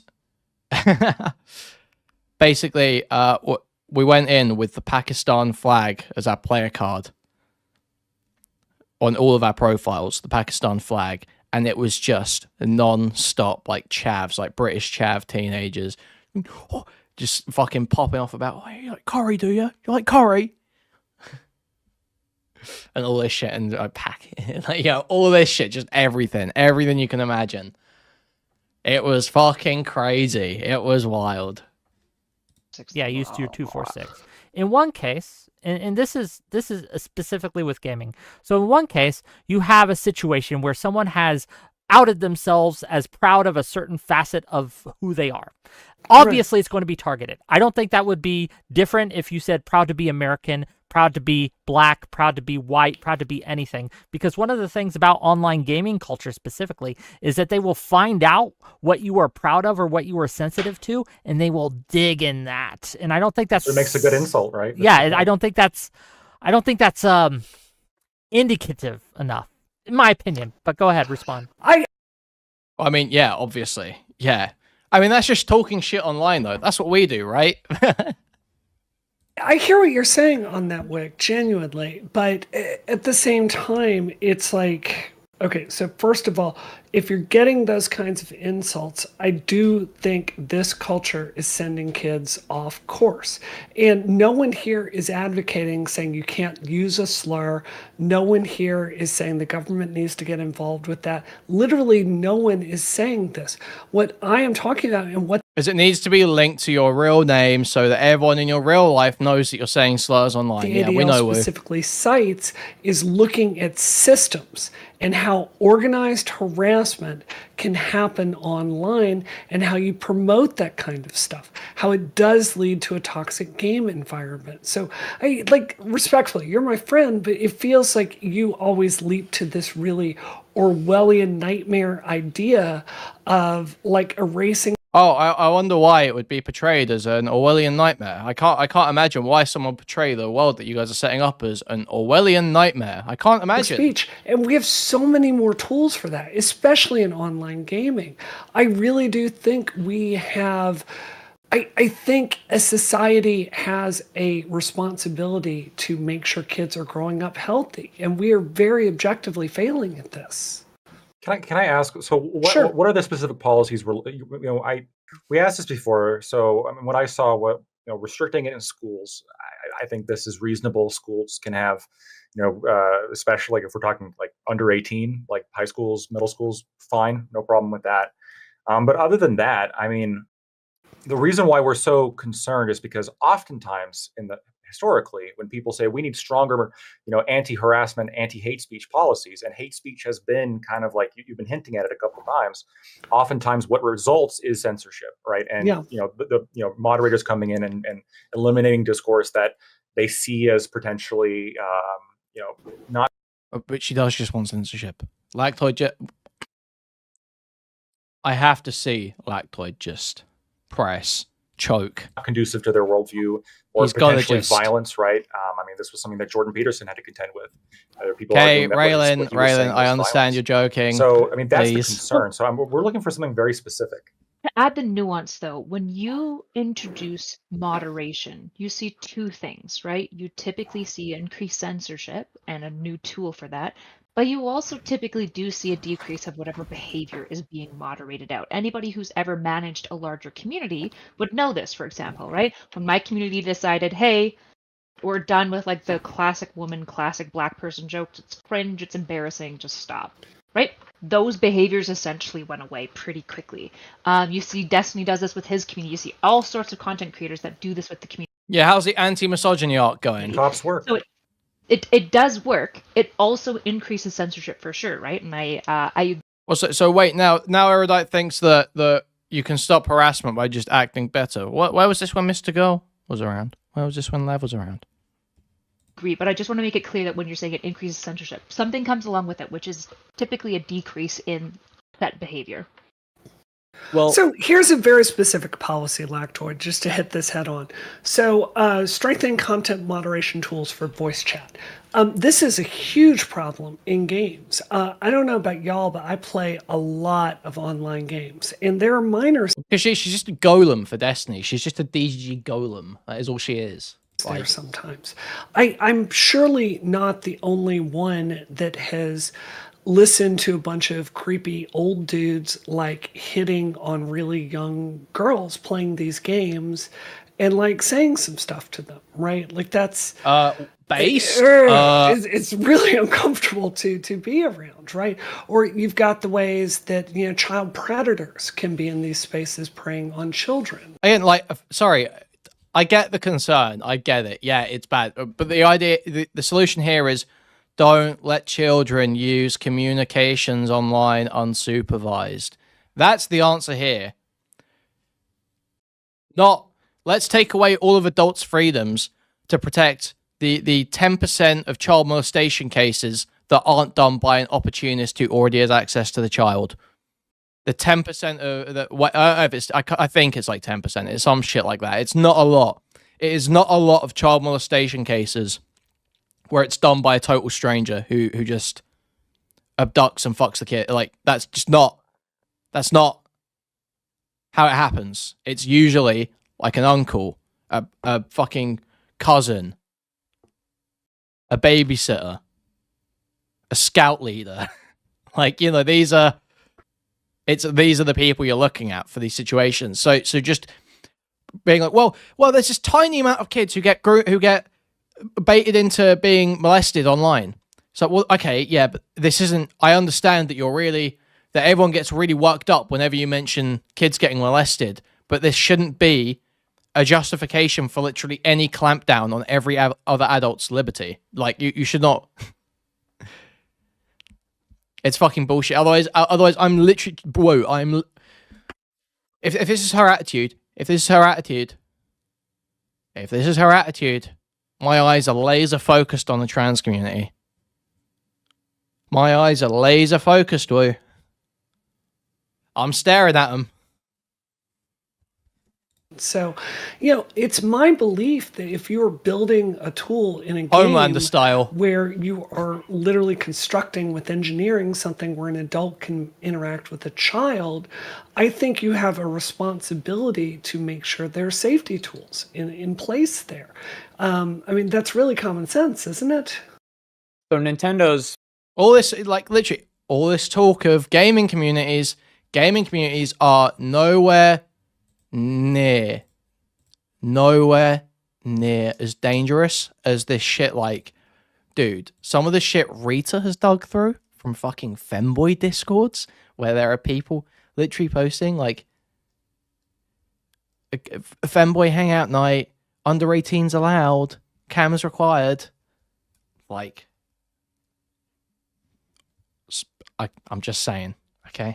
taking care of this on their end and with their branding by essentially not allowing messaging voice services. chat, and then it goes to Discord, which is not better, right? Yeah, and this is what I'm trying to put out, which is that most of the ways that people have tried dealing with this just export it to another community. Like what Kyle is saying, when you try and regulate a behavior, a lot of those people do just move to another community if the reason they were making the jokes was to make those jokes. And then you essentially create this like sort of like pervert. Yeah, and this coming from a friend of Keffel's. It's coming from one of Keffel's besties, one of Keffel's best friends. Cult. You create this like little area somewhere on the internet where the only reason they're there is because they were dejected from another community and they want to engage in the behavior that that community wouldn't let them do. Creates these weird like oppositional relationships to those communities as well. Usually those secondary communities become, you know, dedicated hate communities and maybe get harnessed and spiral into another creator's thing, but sometimes they don't. I don't know whether or not creating essentially safe places for hate, places that are like little havens where you don't have to have the pushback, is necessarily the best place. Because if you go inside of a moderation space and you say, hey guys, as much as I like having free speech, you guys have gotten a little too big on this JQ shit. We're banning all discussion of it. You are getting people heading over to communities like Sneakos, heading over to communities. Yeah, this is just such a fucking horrific idea. I think this is even I'm pretty sure Jack in Spicy Chat who watches and digs through like a lot of actual like, you know, not panels on Twitch, like panels with experts, like boring ones. And apparently basically it's been found over like this is my understanding, over like the last 10 years or so of online moderation, that banning people from platforms is like insanely negative, and that deboosting, isolation, and shadow banning are like way better for stopping message, because when you ban someone, they go somewhere else and can speak freely. But when you deboost someone, they're still on that platform, just no one's that it's not, the message isn't spreading. That are going to be very, very open about their opinions. Some of them the most extreme, some of them who aren't doing it as a joke, some of them that want to do as a joke, and then you get a cross-pollination of intentions. You're radicalizing people who they just wanted to be irreverent, and now the only people talking to them about Jews are Nazis, right? I hear what you're saying, but you didn't answer my question. I was What's your talking question? about policies like moderating voice chat when there are minors involved. Do you not see how like there's a responsibility if you build something to make sure your users can do it safely? Like this is what and just to address your point very quickly, I always find this to be a really disingenuous two-step, respectfully. If you could not openly dox people on Twitter, a policy you used to be able to do much more easily, and then that had to go over to Kiwi Farms to happen, that lessened the number of people that saw that stuff. So it does lessen it when you force it to go off-site. I don't like that answer, but for some of this extreme behavior, I don't have a problem with that. But I really need an answer on this. Do you really think that there is no role for content moderation to play? Yeah, ban it on one website and then it goes to another website and then you try and kill that website. Yeah, we get it. We get it. Not that I've got any sympathy for doxing, but change the fucking law if you want doxing to be illegal. Oh, 2 years ago, Brianna Wu calls Destiny an incel and says his YouTube channel will be banned any day now. This is the blowhard going after Keffels with a bunch of Gamergate nonsense. We've seen this before. A bunch of incels get together and Reddit detective their way through a woman's life, misconstruing facts to fit a narrative. Literally putting the victim on trial. Okay, fine. So here's a question. You enter a shady business, okay? Let's say that there is a woman, she's locked in a fucking cage, and it says not going to be freed until she's raped. You know that no matter what happens, somebody has to rape that woman in order for her to get freed. I would say that I think that people are like, What's going on with you? What are you talking about? You sound insane. Okay. Classic. I can't pull up full thread because I'm not logged in. In what minors are But yeah, she was set. Obviously, you get the message. Supposed to, because we can show studies all day long that show what's happening to this extremely online generation. It's not good. I don't think on an emotional and on a okay, this is just literally like so out of touch. Oh my god, there's problems with the generations that's growing up right now. That means we have to crack down on everything and take everyone's liberties away. Look, there has been a retard like you in every generation, Brianna Wu. I don't know how to explain this to you. Just a stupid fucking boomer who's terrified of the world. Virtue level that it has poor intent. But I do believe in a base principle of ought implies can. And I'm not convinced that you can get rid of this harassment. Much like the doxing on Kiwi Farms, we know that the doxes, the thing that makes them dangerous, the action that follows up after it, the people that want to do those actions are on Kiwi Farms. The people haven't gone away. The threats are still there. Let's get really granular here. I gotta push you on this. Call of Duty. Let's say you've got a 12-year-old boy playing Call of Duty, and you've got a pedophile 40-year-old guy, okay? And there's no content moderation system built into voice chat. There's no one manning it. If they hear this stuff to be able to report it, there's no fucking tool built into it, theoretically. Let's say for one of the biggest games in the world.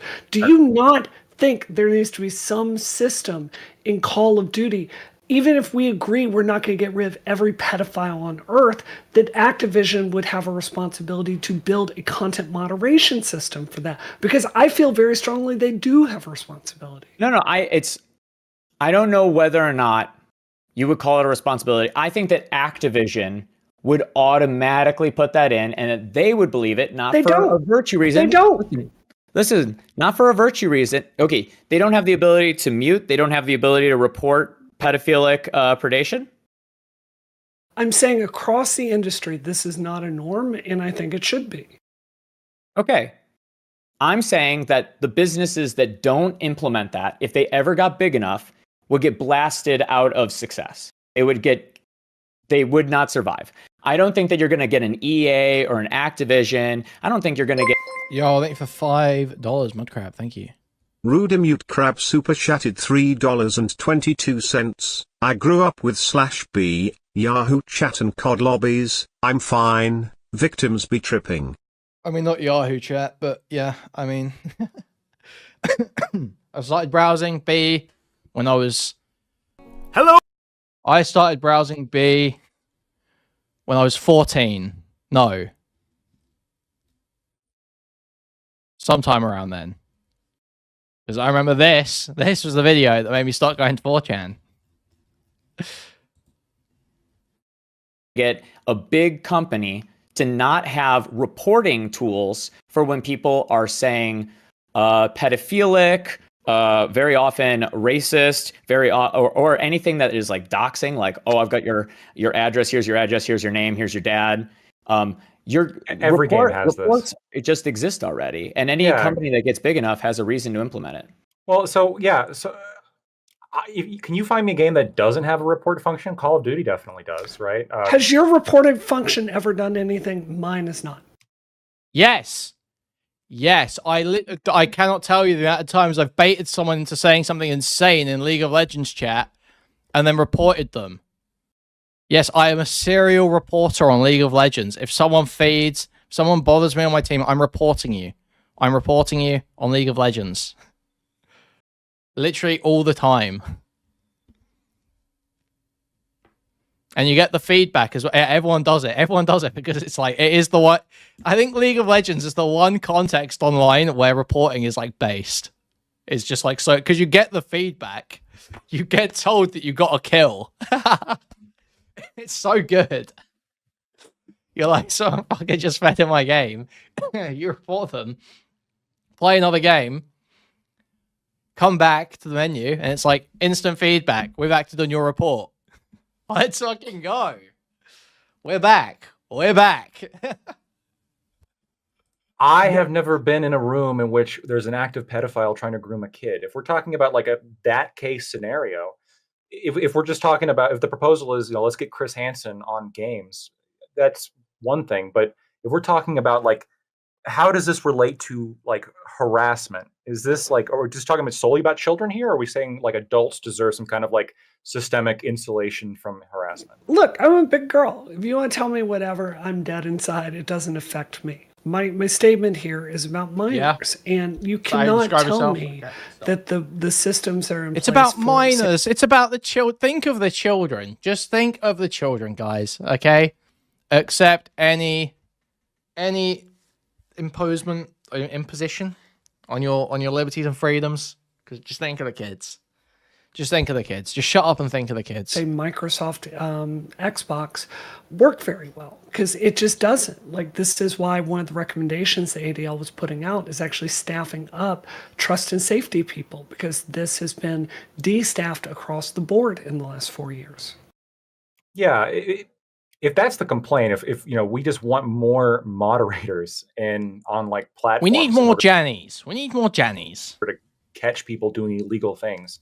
I guess that's not too objectionable. I guess I was more concerned about an actual shift of policy and the extent of like, okay, not only are we going to have more moderators, but now, like literally, if our only prescription here is hire more Jannies, it's like, okay, sure, I guess you can call for that. A company, if they don't see it as worth it, then they're not going to. I don't see that you can dictate to a company, especially in America, hey, you've got to have this many Jannies. Maybe you could set up some, I don't know, org that helps do it. I don't know. But if that is actually your only prescription, then sure, go for it. Hire more Jannies. You do that, whatever, fine. But yeah, the issue's about changes in policy, and Kyler is here saying that we should have real IDs. So figure out what your fucking position is, Wu. With Discord rolled out, right, where insulting somebody based on their economic status or their weight is technically against TOS, right? And so that's stupid. Yes. Right, but that's where these organizations are going, right? So, we're talking about, improving the rules against harassment. Well, what do these companies interpret that as? Well, they interpret that as, you call my mom fat, I'm going to get you banned, which is right. Which is why an absolute pathetic society. League of Legends moment. That's not pathetic. That's called weaponization. Okay. That's why I suggested in here there has to be a separation between like calling somebody even really, really mean names. Right? I'm a woman, I'm white, and I'm 30. So, there's some obvious immediate insults that people are going to go to. Yeah, I can think of a few. Know if There's some less obvious ones, too, that I've come up with myself, like reptile, golem. But yeah, banned. I understand. And definitely the data shows nobody reports this. Nobody's going to report somebody because they're like, wow, Erudite, a dirty slut. Nobody's ever going to report that tweet. Ever. Nobody cares, right? And to be honest, they probably shouldn't. I think that's an element of coddling and resilience people need to figure out. However, that's different between, for example, somebody systematically going around and spreading lies about you as an individual and encouraging it and monetizing off of it, right? That's an entirely different dynamic that you have to deal with that we vastly do underserve. There isn't really repercussions for it. There's no way to be going to YouTube and be like, hey, there's 9 videos about me and they're all patent lies about me, and there's nothing I could do, and you're paying this person to do this, which is crazy. Well, it's especially with the rise in the amount of content that has come out. We see the rise in harassment and things, and I think it coincides with the rise in use That's my president. Of social media, right? The rise yes, of Mr. people President. Yes, being Mr. online. President. These are terrible, terrible people, Mr. President. I understand, Mr. President. Engaging in content creation, people engaging with content in various ways that are interactive, right? And we see this line, these lines kind of correlate, and I think it makes sense that it does. But when we talk about things like this person has spread lies about me, outside of a courtroom setting, and yes, Whick is spitting. Sue him if you think it's defamation. Sue him. There's already a way of solving this. We already have a way of doing this. Just in kind of a moderation setting, even on panels, right? Even on a small thing such as a panel. If for example, Tuna Chip started shouting that Lactoid touched him inappropriately, I am in no position to judge the truth or accuracy of that statement. I can't. There's no possible way that I can suss the truth from the lies. And I think that we're asking a moderation team to moderate based on truth versus lies. It gets really hard. This is real. Whick is going hard in the paint right now. This is crazy. Possible. And second of all, I think that even if it was possible, the amount of overhead needed to do that is unfeasible. You have to have a Twitter Janny. So this is what Erudite wants, guys. Okay, this is what Erudite wants. She wants a Twitter Janny or a YouTube Janny to go over all the evidence in the Sunday versus Erudite beef and make a determination about whether Sunday was defaming her or not, and then ban him according to that. That is actually what she's asking for right now. Feasible. And third, I think that the incentives for it to become just the powerful people with friends that are on the moderation team being able to push well, this person said a lie about me, when it actually is kind of just the fucking truth, right? Right. It becomes a problem. Yeah. Does that make sense? This is the duality of moderation, the paradox of it. I think Scott it's not a paradox, Erudite. It's not a paradox. It's not a paradox. It's not a paradox. You said there should be moderation according to what is true and what is false. Whick said that is a stupid standard to set that we simply would not be able to keep up with. Now you're saying it's a paradox. No. Whick just countered your argument. He just debunked your point. So you've got to come back with something here. You can't say, well, I guess we'll never know. Writes a really good essay about essentially how like moderation will probably forever be the greatest quandary of of internet communities, right? Because even Tuna brought this up, which is that, why is she stimming so for hard? example, we could just use my community or Wick's community. You have somebody who keeps saying really racist stuff, so maybe you ban that individual. Okay, well now you've protected your community from having to see that shit. It's about the same as pressing block on Twitter to somebody who's really fucking annoying. Which, to be honest, for most individuals, that's probably sufficient. They should probably just do that if somebody's bothering them too often. The problem is, what do we do at a societal level? Because Brianna's right here too, that this is getting worse. It seems like a lot of young men especially are taking out... If someone's defaming you and it's causing you reputational damage and difficulty in your life, you should send them a cease and desist letter.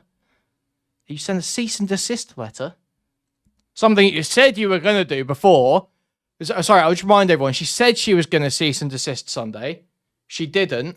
Beckett lost a 5 Twitch sub bet to DK over that, just to remind everyone. So what you do, Erudite, at a societal level, is when someone defames you and causes you reputational damage, you send a cease and desist letter and you contact a lawyer and you pursue a defamation case. Erudite, that's what you do. We've already got this sorted. Internal rage on the... Oh, is that me?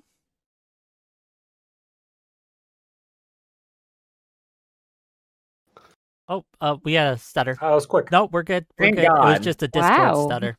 We're Discord still live. stutter. It's just Discord. Yeah. Thank God. So we're still live. We're still good. Okay. Discord just... So essentially, shit the bed. you have two things you're picking from. Making your own community insulated safe space, which you can do, but it does nothing good for the greater good, and a societal question of saying there are certain behaviors that absolutely are antisocial that we do want to be seen curbed, and we have to socially engineer sophisticated ways to do this, right? Okay, well then, and that's why I would say I would like to see an up in trust and safety, but also most of the people who apply to be on trust and safety are fucking cringe, and I don't want them doing it. Dude, what a stupid fucking thing to say. Most people who are on trust and safety are not cringe. They're fucking telemarketers. Who do you think they're paying to be Jannies? They're not paying fucking graduates, Kyler. They're paying telemarketers in call centers, Kyler.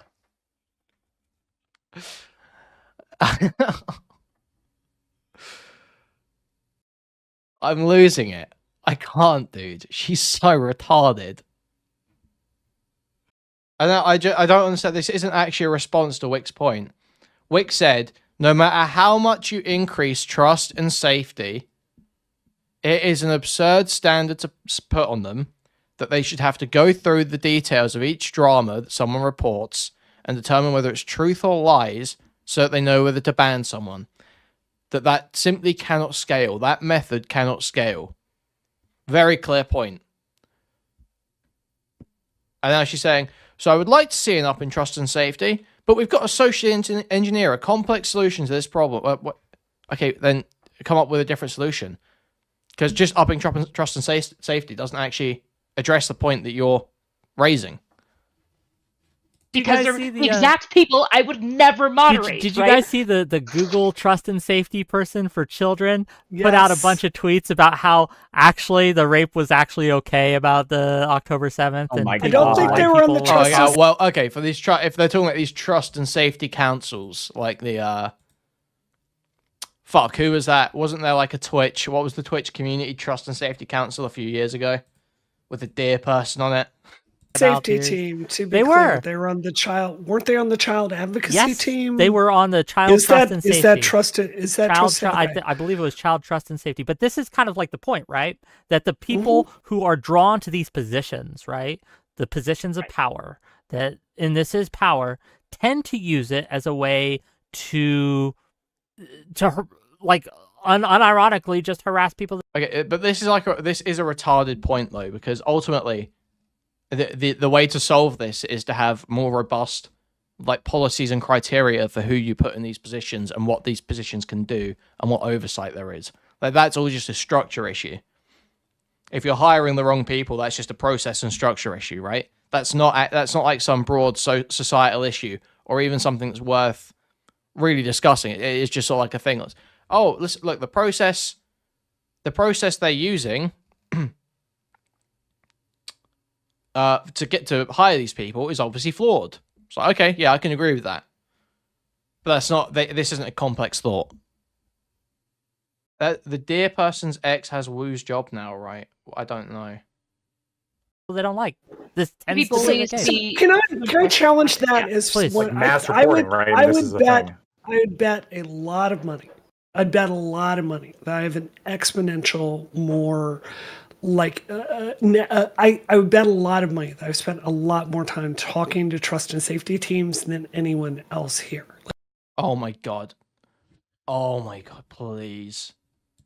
Please give me a fucking break. Like I've helped set policy. I've worked on this.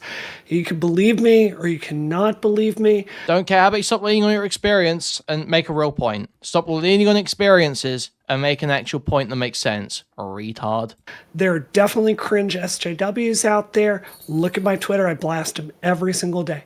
That is not people that make it to senior leadership at these companies. It's just not. It is people that value free speech. It's people that understand these are very difficult questions. Okay, I think regardless of her retarded setup here, my understanding is that in a lot of these big tech companies, the sort of Silicon Valley types who set it all up and run shit are generally like libertarian or liberal, sort of like free speech guys.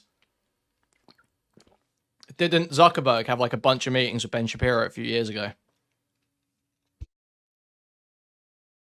And like Lex Friedman obviously is a big free speech guy, as much as he's a F, you know, to the Smith of and all that. I'm pretty sure he is a big free speech guy, and all the people he associates with are. And they're people that want really middle of the road policies. It is data driven. They bring in experts from every single side to talk to about it. And I don't agree with your assessment. It does not match my professional experience. Why is Discord banning like fat jokes then at this point? Like we're getting to the point because it's not because of the people necessarily running it. I think it's because of these trust and safety councils they set up, like the community response ones. Also, I mean, I think it's probably profitable. So not have fat people bullied off of the internet. There's a lot of fat people you're getting a lot of money from on the internet. I would imagine. Or it's getting pretty ridiculous. So, okay, Discord, there's a different thing I'm saying for a Twitter or a Medium or a Facebook or a social media company. The people that make it to senior positions there are not cringe SJWs, okay? Well, maybe Twitter on that, now. Much like in the But also military. YouTube banned any talk of COVID in any direction. That was Fair. a trust and safety policy. It Fair. was I mean, is Elon Musk actually a free speech person? I think Elon Musk genuinely thinks he's a free speech person. literally the worst thing I've ever seen. I agree. Insane. Yeah. It was So a it's like, mistake. I don't know if, because here's the problem, right? As somebody who's worked with lots of experts fall to expert bias, right? Intellectual bias is the number one bias committed by experts, where they see their own expertise everywhere and they tend to like not be as good at understanding the valid criticisms of their own expertise and like where it falls short in a complex way. And so like this is my concern, is like even if the senior safety staff are this based, which I'll just be willing to grant, they're not the ones looking through all the reports every day and deciding like where things fall. Fair. Those are like the Reddit mods, which is like, that's why I have a rule in my community. If you ask to be a moderator, you'll never be a moderator, except for one person named Vagina Crabs because she was super funny and it was a joke. But by and large, we never moderate people who ask for it because it's a red flag to me. Absolutely. Like, it's a huge red flag. But if you're working at Google, the only people you can hire are people who apply to it. So you already can't use that measure to carve out who doesn't work there at like the day-to-day level, especially. I have the same rule just off the bat, and it has even still we get mixed results. I love my mod team though; they're great, they're the best. I will say this though as well. This is true in any of these top-down organizations. The military was famous for that. the policies set by your command, by your general, by the people who are the officers and stuff didn't really matter. What mattered was your direct supervisor and what policies they set, right? And how they interpreted the policies that were set up. And the same thing happens when we have the rank and file people who are going through these posts, just like Kyla said, right? And it's how they interpret that policy that matters. And that's really it at the end of the day. And that's why it's so dangerous. And I know I use that word, and I know you get pushed back. I know you don't like it, but this really is kind of this Orwellian, and I know you hate it, but I'm going to say it. The answer can't be, so do nothing. Just Yeah. to be clear. Why This not? is Not what any. Well, I mean, that wasn't even what they were arguing. They weren't even arguing do nothing. They were like, yeah, we're fine with hiring more people. That makes sense. Jesus. Yeah, we're fine with changing some of the standards around what types of speech get moderated and how. Just not a increase. No government overstep. Larry's going over Britain's video. That he's open supposed to. Yeah, I know. I wanted to watch it. I was half thinking about taking tonight off because Sunday and Larry's for streaming. I wanted to watch both their streams, but I decided not to. I'm here anyway, guys, which reminds me, great time to tell you guys to like, subscribe, donate, buy a membership, gift a membership, buy a super chat if you can. Thank you very much. Go to discord.gg/Kuihman, twitter.com/Kuihman. Thank you. Yeah, I know he's calling her an old hag in the title. I saw. called Brianna. Because we have a rising amount of harassments, internet is increasingly diffuse. Blocking people is going to be blocking people doesn't work for me because I'm a social media content creator. I have lots of people blocked. People are still going to say insane shit. And so I've worked into my own life how I manage the insane amount of hatred that I get that I'm sure Wow. Crazy. Controlling your own engagement with the internet. Taking things into your own hands. Having some personal responsibility. Wow, true, Erudite, I feel so bad for you. I can't believe she's had to do this. I can't believe you've been forced to moderate your own engagement with the computer and your phone. I can't believe the world has forced you to do that, Kyla. I'm so sorry. Lots of other content creators have had to navigate, which is like I don't read YouTube comments, right? Nick typically goes and like checks like Reddit to see if there's any useful feedback for me. There's little things that I do because like I don't need to see 9 people talk about how annoying, boring, and awful I am. It's just not really useful. But I do need to see like that one critique who's like, hey, your audio's kind of sucky. True, right now especially, and it would be really helpful. Yeah, if you I think like, you did. I think you did need to listen to those 9 comments, actually, Kyle. I think you could do with listening to those 9 comments in this way, and I can like kind of adjust the way that I communicate to like appeal to my audience better. And so the issue is that blocking isn't a sufficient answer. True, content creators should be a protected class. I'm on board with that. Actually, fuck it, let's go.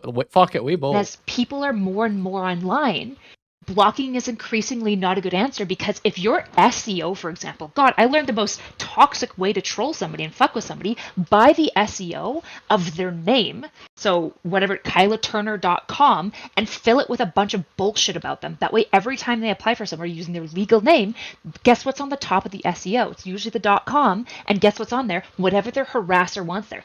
Good luck getting that taken down. Good fucking luck. Yeah. And that's the part where I'm like, there needs to be answers to this because we would never allow what is essentially What if it's defamatory? You can sue them, no? Criminal behavior IRL. With there has to be solutions. But wait, this happened in IRL. W guide. Right? Like even before internet times, right? Pre-internet times. When you really hated someone, what would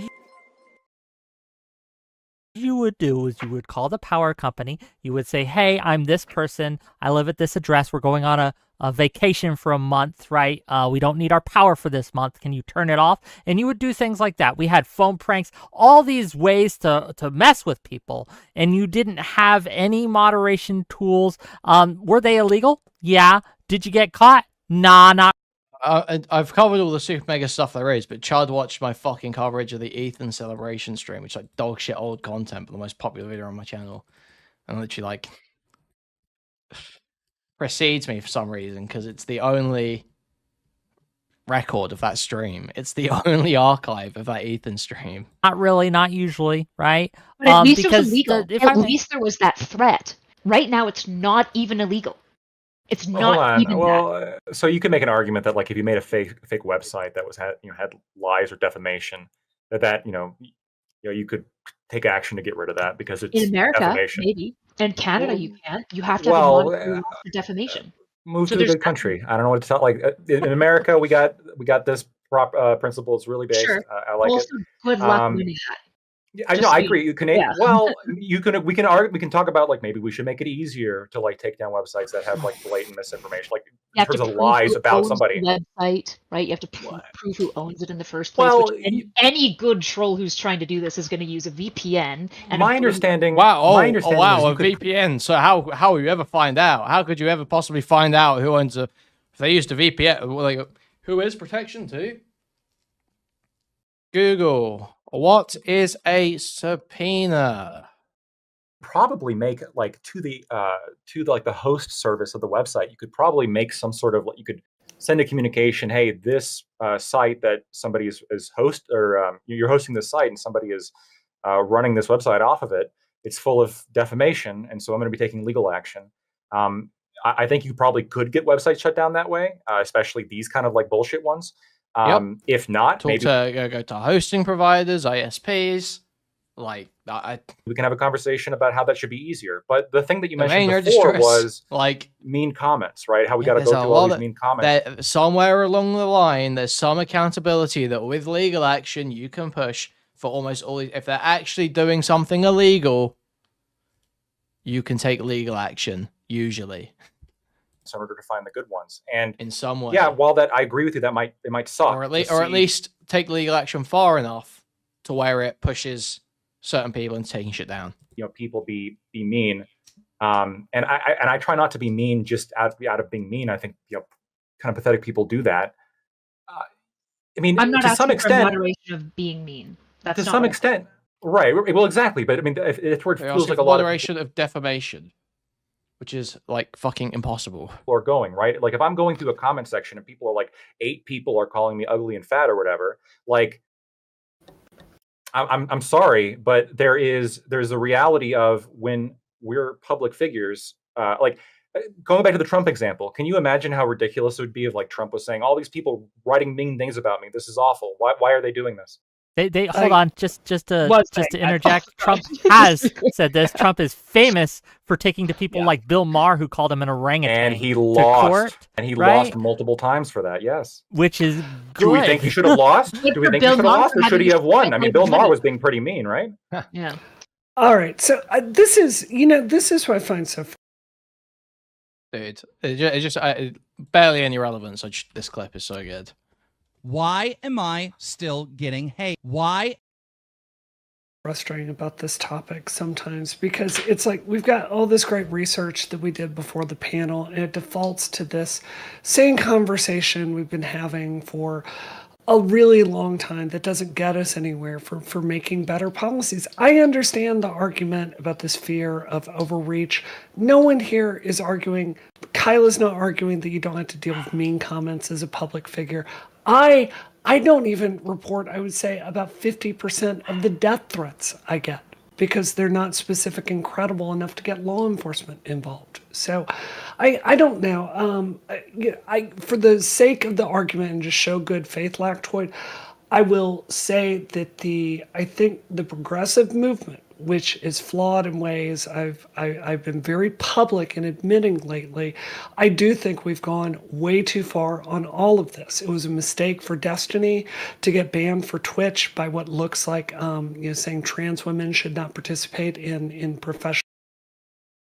That's a new position, isn't it? Who spearheaded that campaign, Brianna? Who spearheaded that Life for a Nation campaign, Brianna? Professional sports, this fat phobia stuff, it's ridiculous to ban people about that. We need a thicker skin on issues like that. But at the same time, Kyla is right. She's talking about like organized harassment. There is a policy solution for that. And crazy how she suddenly feels that way when she starts getting called transphobic. Just wish we could get away from this stupid conversation about this generic threat and get to the smart policies that don't take away free speech, that actually enable speech and allow other people to have a mic. That's what I want to get to. So Kyla, I wanted to ask you, in the research document that you put together before this panel, what was the finding that you saw that surprised you the most as far as public policy? Public policy? I mean, there's no data on public policy, to be clear. Oh, there really no. isn't. I guess the main finding I was surprised by was to see India and Spain both did like natural experiments where they basically, like, India banned TikTok wholesale, and Spain had two different areas in their country. One of them got rid of all like phones during school hours, and we saw like massive reductions of specifically in-person bullying actually as a result of these things, and grades improve. So that was interesting. I wouldn't say it was surprising, but it was interesting to see. What was mostly interesting to see is that nobody's to be really honest, the idea that the kids are walking around school with phones is just like fucking insane. Like, I mean, that started being a thing when I was sort of like mid-secondary, I suppose, like a little bit in secondary. People started just having like smartphones and shit. But I can't. I bet now, like from like 8, kids have got like smartphones in school, right? looked into this. Nobody's even looked into the nuance of harassment versus from like a public figure perspective, and whether there might need to be different types of moderation that occur there versus like a private individual who's just like on the iPads and internet shit. to like connect with their friends and family and like all around a little bit. That was like the most interesting to see that there is some that shit should literature definitely be banned. That coming out absolutely of should be Japan banned. specifically looking into the impact of social media on influencer celebrity type individuals. We should just ban all smartphones and tablets and shit for kids. And if you let your kid own one, if you let your kid have one for more than like 8 hours a day, we just take your kids away from CPS, put them in like a like, okay. Which is I found the suicide stuff you were talking about really, really interesting. Like how basically, yeah, there is a risk on these platforms, especially with younger people, of it driving like mass suicide, that there's no direct studies about that, but how it does seem to increase suicidality. I mean, again, I'm an adult. I've got thick skin. If someone tells me to kill myself, I don't care. I don't think a 12-year-old should be dealing with that, especially in an organized harassment way, which happens all the time. No, to be totally fair, right? I think it probably is good because, like, to have kids using technology, because you do have to use it basically to have a job and shit at this point. Like, there's no way to operate in society and not interface with technology like that in some way. But yeah, I think there needs to be like some crazy restrictions on it. On these platforms, especially with younger people, of it driving like mass suicide, that there's no direct studies about that, but how it does seem to increase suicidality. I mean, again, I'm an adult. I've got thick skin. If someone tells me to kill myself, I don't care. I don't think a 12-year-old should be dealing with that, especially in an organized harassment way, which happens all the time. I mean, like tuna fish, does that not feel Tuna like fish. a problem we need to solve to you? I always love being called tuna fish. No, it's not that I don't think suicidality needs to be solved. It's just that I'm not necessarily confident that the data proves that more social media use means suicidality. I think that it means that there is comorbidity. I think it means, I would say that being the type of person who is suicidal, whether or not that's alienation, whether or not that's the fact that you don't have Brianna Wu has not said anything of value at all this entire panel. social network, whether or not that's that the relationship. She's literally just fence sitting, flip flopping. No firm position. You would have with your family and your community is such that you need to find family and community and belonging online in a place where you can't trust people to give it to you safely. I see those as being more likely correlates, and it feels like horse before cart at that point to me, or cart before horse, whatever.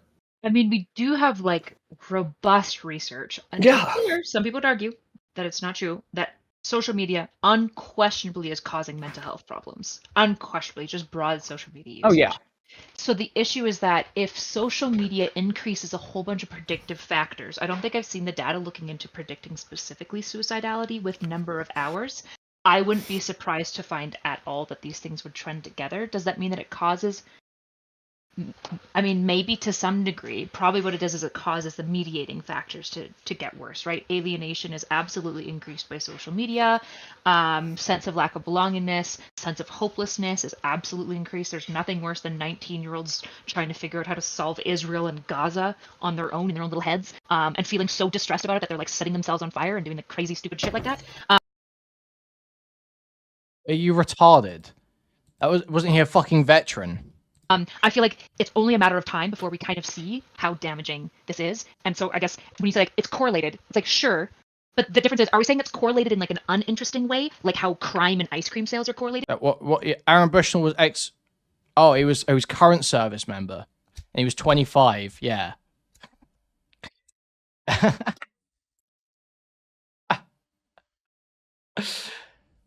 Oh, it's still these 19-year-olds on TikTok at college setting themselves on fire, you know, all those stupid blue-haired liberal feminists setting themselves on fire and shit. Was it correlated in a very important way, such as, for example, how depression is correlated with suicide, right, and has some probably predictive power for it, even though most depressed people don't end up killing themselves. So that's what I think is really complicated here, and I wouldn't be surprised to see that social media use does predict suicidality. That wouldn't shock me at all. Are you guys in favor of Ron DeSantis' ban here? I mean, because it seems like you're just more describing the issue with social media and minors as opposed to necessarily harassment policy. I mean, I'm describing harassment policy for the extreme stuff specifically. I don't personally have a solution to like being mean on the internet, other than like promoting pro-social behavior. So just to make sure we're talking about the same thing here, can you define what you mean by? So you're just here to bitch and whine. So nobody's actually got a prescription. Nobody's got a position. They're just there to bitch and whine. Okay. Okay. By the Ron DeSantis ban. So my understanding is Ron DeSantis recently signed, I think it's going to be challenged, so I don't know if it's going to be removed or not, but recently signed a bill to limit social media to, I think it's like... Lizard lives don't matter. Yeah, it's 14, so and then with parental permission. HB3, and it's people age 14 and below cannot become social media account owners. Yeah, and then it's between 14 and 16, you can with parental permission. And then after 16, you can do it on your own. I don't discount an idea as bad just because a Republican says it. So I don't know if that is the specific policy I would advocate. I do think we need to think about what all these things are doing to our children. I mean, I remember when Facebook first came along and then they started letting children use it, right? That was a wild time. So I don't know if I would support that policy because I would want to do it in conjunction with more studies. But I think something like that is something we really need to be thinking about. And just one more thing on this. You know, so much of my job is talking to people. I'm pretty sure it's 13 on social media, though. That's what it was when I signed up anyway. And I would say, when I want to connect with someone that's a Republican or a Democrat, just in any political situation, I ask them what they think about like what Insta is doing to their kids, right? And every parent I know has extremely, extremely strong opinions about this. I don't know a parent that's not worried about the toxic. I remember when you could be on Tinder from, what was it? How old? 16? We looked at this before, didn't we? 13, sorry. Sorry, I always forget. 13.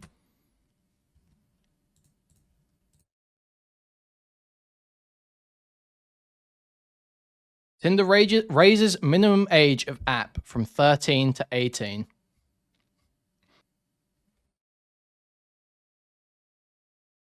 Yeah, I remember having... like, everyone having Tinder. At like 16. So wild. When this happened, 2016. The worst day of Naga's life. So true. So true. So funny, man. Culture their teenage boys are being exposed to in like these online shooters, right? So I think it is a difficult, nuanced policy question about how we get there, but what I'm not happy to Tacoma wept. Dude. Keep doing is nothing. But I think we also have to be aware of the scope of the effect size, right? In these longitudinal studies that hundreds of researchers have done at this point, looking at the effect of mental health as a result of social media use, social media is more shown to be more harmful for the brains and well-being of young individuals than lead is connected to loss of IQ. That means social media, we know, is affecting kids' well-being more than we even know that lead is, to a larger effect, which is very robust. That means it's also larger than we understand vitamin C to be effective for like immunoboosting. So this effect size that we're talking about is about R.15, which is a very large effect size when you're talking about like universal generalized populations. It should be concerning to us, particularly with this developmental wing. And then the conversation about like the criminal behaviors that occur online, all that will happen there. But what I'm not happy to keep doing is nothing. But I think we also have to be aware of the scope of the effect size, right? In these longitudinal studies that hundreds of researchers have done at this point, looking at the effect of mental health as a result of social media use. Social media is more shown to be more harmful for the brains and well-being of young individuals than lead is connected to loss of IQ. That means social media, we know, is affecting kids' well-being more than we even know that lead is, to a larger effect, which is very robust. That means it's also larger than we understand vitamin C to be effective for like immunoboosting. So this effect size that we're talking about is about R.15, which is a very large effect size when you're talking about like universal generalized populations. It should be concerning to us, particularly with this developmental wing. And then the conversation about like the criminal behaviors that occur online is kind of separate, but obviously tangentially tied. I'm not convinced that this actually fits well with your proposition, though, because I think one of the main issues, one of the main mental health stressors that happens due to social media and the internet is the fact that children are being connected to a massive world which is criticizing them. So if we're going to be getting rid of anonymity, if we're doing that to teens, we're doing that to 20s, we're doing that to everybody. We're making it to so if we're talking about anonymity needs to go, I don't think that that's going to improve people's mental health. I think that's going to make it worse. Because now all these cancellation documents, what is the thing that makes a tweet longer so brutal? Is that it exposes private details about you to the entire world. How do you parse those positions? I guess for me, the anonymity here isn't directly connected to this because I think I already talked that I'd be super open to looking at anonymity specifically for youth. I think anytime we're talking about youth, I think we have something unique going on here. So, it seems to be the case, for example, that we know that youth are most sensitive to peer-to-peer like interactions between like 12 to 15. It has the largest impact on their psyche. That's the developmental window. So for example, when I'm talking about social media, by the way, I'm not just talking about social media criticism and harassment of having this large of an effect size on well-being. I'm talking about social media exposure, like overexposure specifically. And so I don't know the perfect solution. I don't know how much specifically calling each other mean is what's driving this rise in mental health. We actually have it parsed apart. I wouldn't be surprised to find out that sleep disturbances and things like for the teens specifically and upward comparisons are probably larger issues. So I would still be willing to stand by getting rid of anonymity for adults. I do want to separate the Food Shops super chatted $1.99. Erudite. What also predicts IQ and affects policy? Thank you, Food Shops, for the $1.99. Thank you. There's two to have, one for children and one for adults, right? And what policies we want to craft for children, there's a bipartisan bill, right, that's being released soon. It's got wide bipartisan support. It's called the Kids Online Safety Act. I haven't looked into the details yet. I was planning to do it soon, but something like that where they craft it specifically for minors, I think that we can have more latitude to craft different policies that restrict freedoms. But when it comes to things like adults, I think that there's a separate conversation that we need to have that's not tied together. So if we can, I'd like to separate those two things because I'm with you. When it comes to online shit that's happening to kids, there's a difference between that and when it happens to a 30-year-old man, right? And so when we talk about things like Call of Duty lobbies and things like that, and when we talk about things like Ron DeSantis' bill, maybe the solution is simply to remove children from these spaces. Yeah. So the issue is, if you look at the research I studied, just as much as I just told you how bad social media is, there's a Goldilocks effect, which is that there's 2 points. If you look at the graph that's like in the research thing. Which page is this? Page 2? Should kids be banned from social media? That chart. There we go. I'll just copy the image and post it in our group chat again, so we can all just look at it easily. Okay. No, it's not copying for me. Hold on. Technical difficulties, King. We'll get there. I know. Grace, hold on. I just screenshot the image because it won't copy the image. Okay, basically, I'll talk as I'm doing this. So basically, when you look at this graph, there's it goes like this. So well-being starts low, it goes higher, and then it drops off, particularly after like hour 3, hour 4. Kids who never get access to social media actually have a very negative impact on their mental well-being as well, probably because they're socially isolated from their peers. So there is an interesting question, which would be, if none of It feels like her claim is sort of falling apart a bit here. their peers of social media, would we see the Goldilocks effect disappear? Probably. That would be my assumption, right? But also, if we're not willing to wholesale ban 14-year-olds off the internet, then the solution can't be... Like, she can say social media has a worse effect than lead or whatever the claim was. But now it seems like it's gone back to social media actually seems to have a good effect up until a certain point, and then it starts having a negative effect. There's not a certain amount of lead that actually has a positive effect on a child's development, I don't believe, right? I mean, well, you have some amount of lead in... Is there some amount of lead in, like, everything? Or, like, a lot of things? I don't know. No social media. It has to be modified amounts of social media, which immediately comes back to, unfortunately, and kind of my favorite thing as a liberal, preventative parent education, right? Like the reality is that it has to be handled in the house. I don't know if it will be, but there definitely needs to be like better courses. I don't know if you've ever gone to an internet safety course, but my treatment center for women always used to run it. And the chick who would come in, I swear, had to ask me every time how to project her PowerPoint onto the screen. And she was the one giving like the internet safety education to these like women. And I was just like, this is insane. I'm so tired of boomers giving other boomers fucking internet education. It's terrible. But there is an interesting question about essentially saying like, how do you teach parents how to have their kids be safe on the internet? What are healthy strategies? What is a healthy amount for their kids to be on the internet? Which probably varies by the kid a little bit. And how do you implement this at a large level? Probably schools should get rid of phones. There's just not really a big need for them to be on their smartphones all day at school. Well, the argument against that would be if there's a school shooter situation, a lot of parents don't feel comfortable with their kids not having their phone on them because they want to know if they're safe and things like that. So there is that tension there, that there are some use cases for having a phone in case of emergencies. And that's I think not a compelling argument to me. School shootings are so rare. Yeah. Wait, okay, so protection from imminent threats via the use of a phone, which absolutely has decreased crime, like the proliferation of phones has decreased crime. So protection from an imminent threat via the use of a phone isn't a good argument for kids having phones, but Erudite thinks that we should be able to clamp down on adults' freedoms because of the small number of children that are groomed on the internet. So, sorry, how does any of this make any sense? You're like a totally empty-headed retard. You haven't thought about this at all. Firstly, and what if the solution here is just like for minors using social media? You know how like Google Safe Search or like Facebook will blur images that it sees as offensive. Like that's just like on for people under the age of 18, and then when you turn 18, it turns off, and then that's like the solution. Seems like a pretty reasonable like, and then AI can determine like what's the harmful images.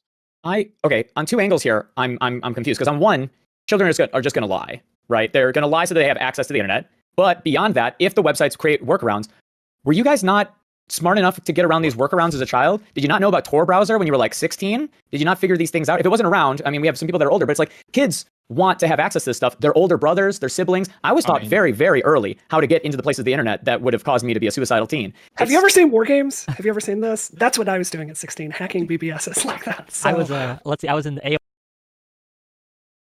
I was a hacker. I'm a hacker. No, you're not, retard. AOL chat rooms, and you can blame that. Cybersecurity expert, she claims, remember? For all the issues that I have today, perhaps. No, that I'm being a little facetious there, but yes, they will lie, but there are more tools now, right?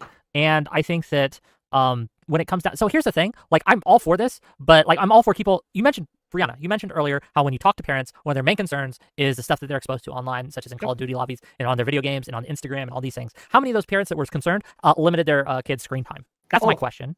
All of them are, and this, Kyla, this gets to your point, which I thought was so well said. Parents are begging for better tools on this. Parents are begging to know what to do. They don't know this stuff. They are boomer brained, and they don't know what the best course of action is. We've decided our government is not going to play any role in helping them understand that. So again, coming back to what were the ADL's recommendations on this, it was labeling, like we do with the ESRB, right, about violence in games. I don't care how libertarian you are. Surely you don't have any issue with there being labeling on, say, a video game, so a parent can have the information if their child's going to be in a voice chat that's a free-for-all. Like, we all agree that's a good idea, right? So give parents better tools to do this stuff. There is a paucity of, like... There's already so many tools for fucking moderation, controlling your experience online. Information about how to handle it.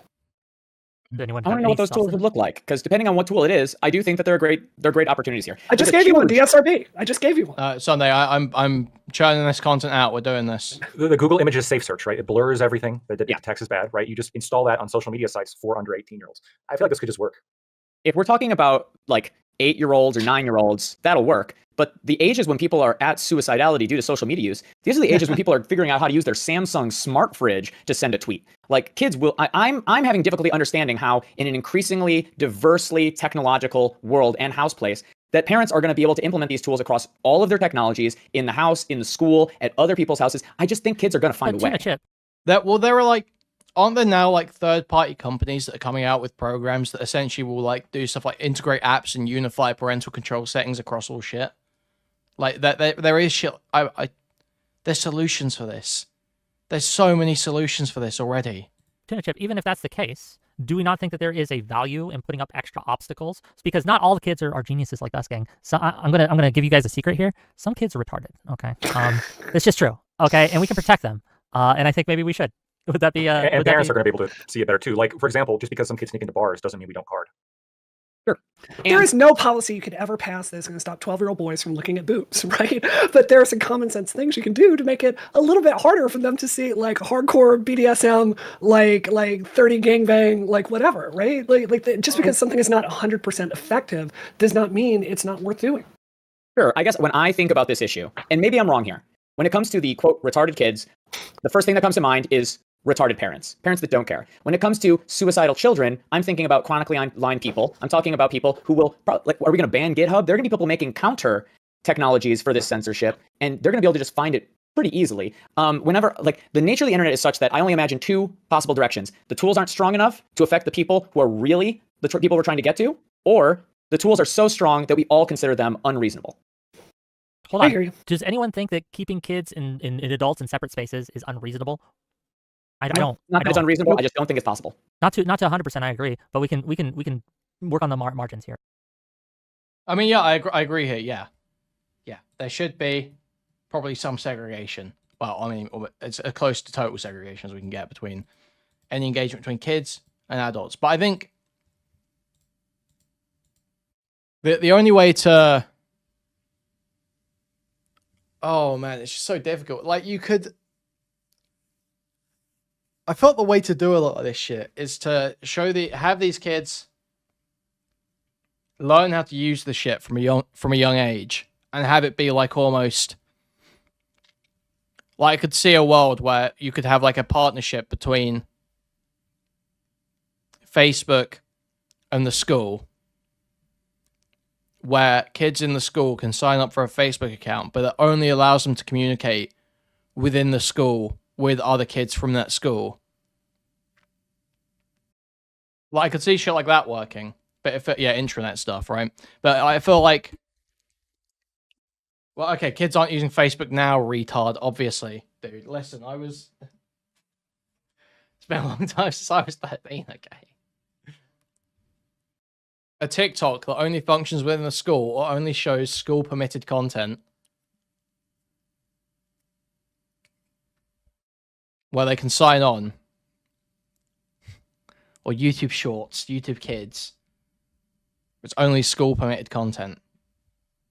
And that way you can keep communication monitored, separate, but they still get to use the tools. They still get to integrate with how the world's going to be when they're older.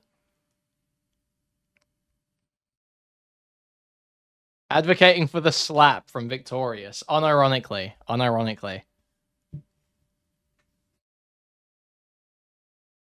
The tools are so strong that we all consider them unreasonable. Hold on. I hear you. Does anyone think that keeping kids in adults in separate spaces is unreasonable?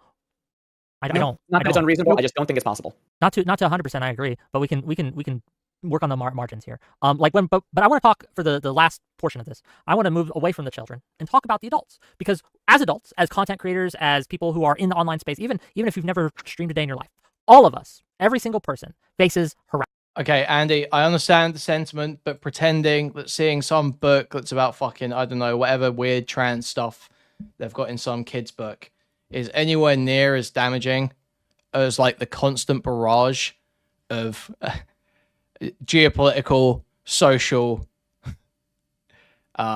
economic fighting between everyone and messaging and advertising from the age of like 7 is probably significantly more damaging, I would say. Harassment faces people who will tell you the most horrific things about you, right? I wonder what tools we can implement to keep that from happening. One of the reasons that we started talking about this was because of the hatred and things that grown people were doing to other grown people on video games. Like, I don't know if you all saw this. Asmongold responded to this a while ago, but there was a woman online who was streaming Valorant, I believe the game was, and during the course of the game, she kept people told her that they were going to rape her, or she was very rapeable and these things. Pretty horrific, right? She used these reporting tools. She used these tools that were developed.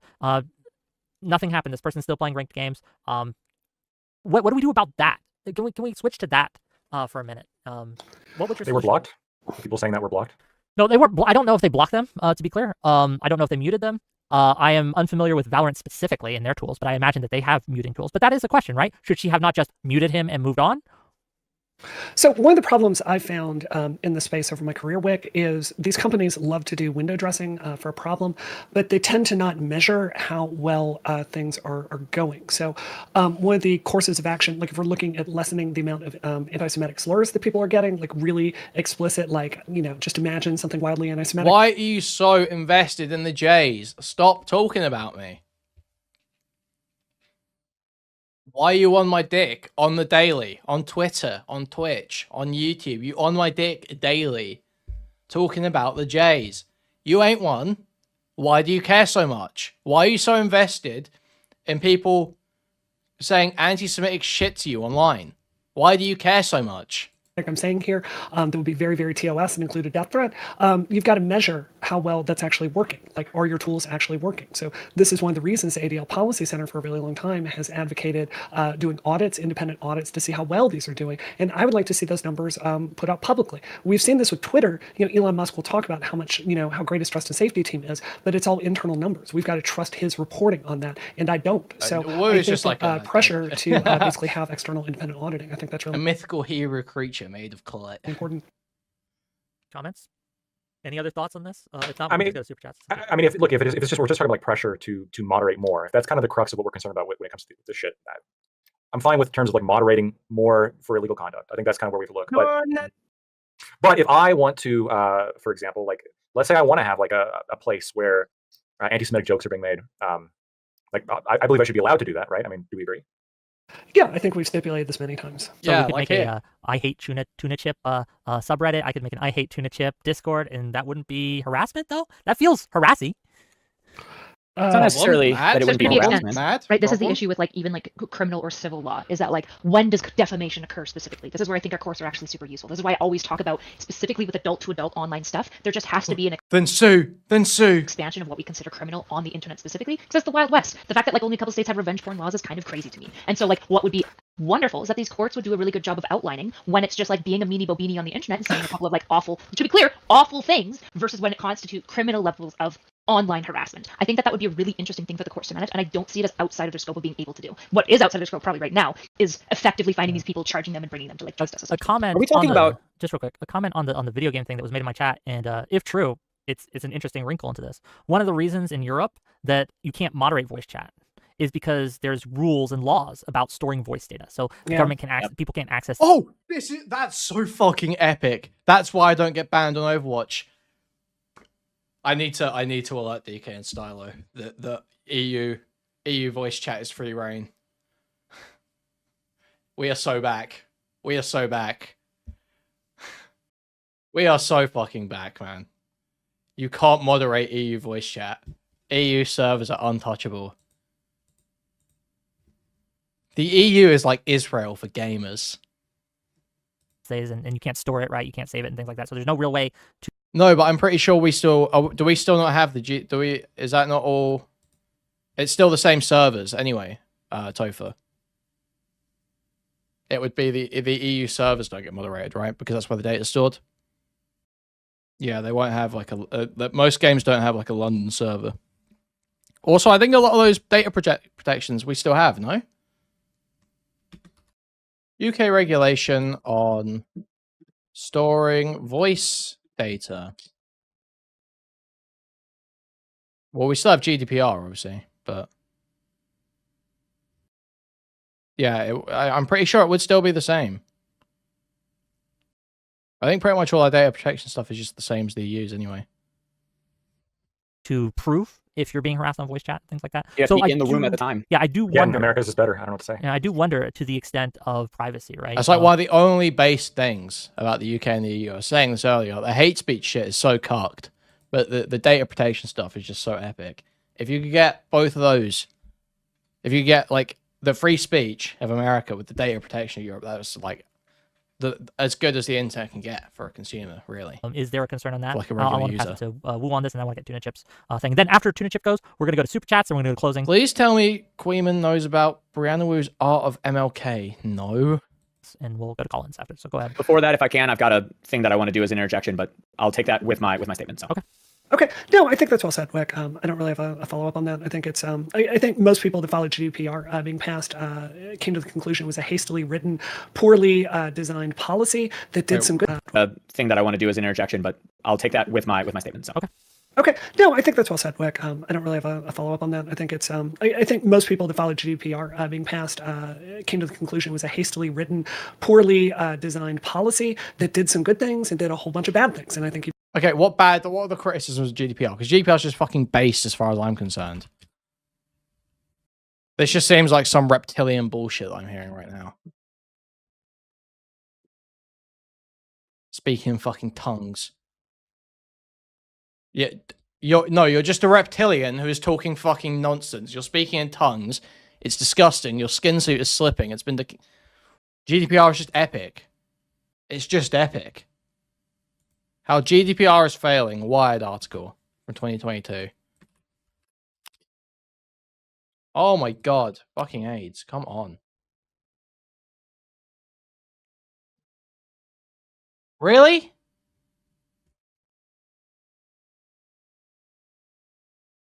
Internet Archive. Come on, dude. Fucking Paywalls. On Wired? Nah. Nah. Nah. The fuck? Okay, here we go.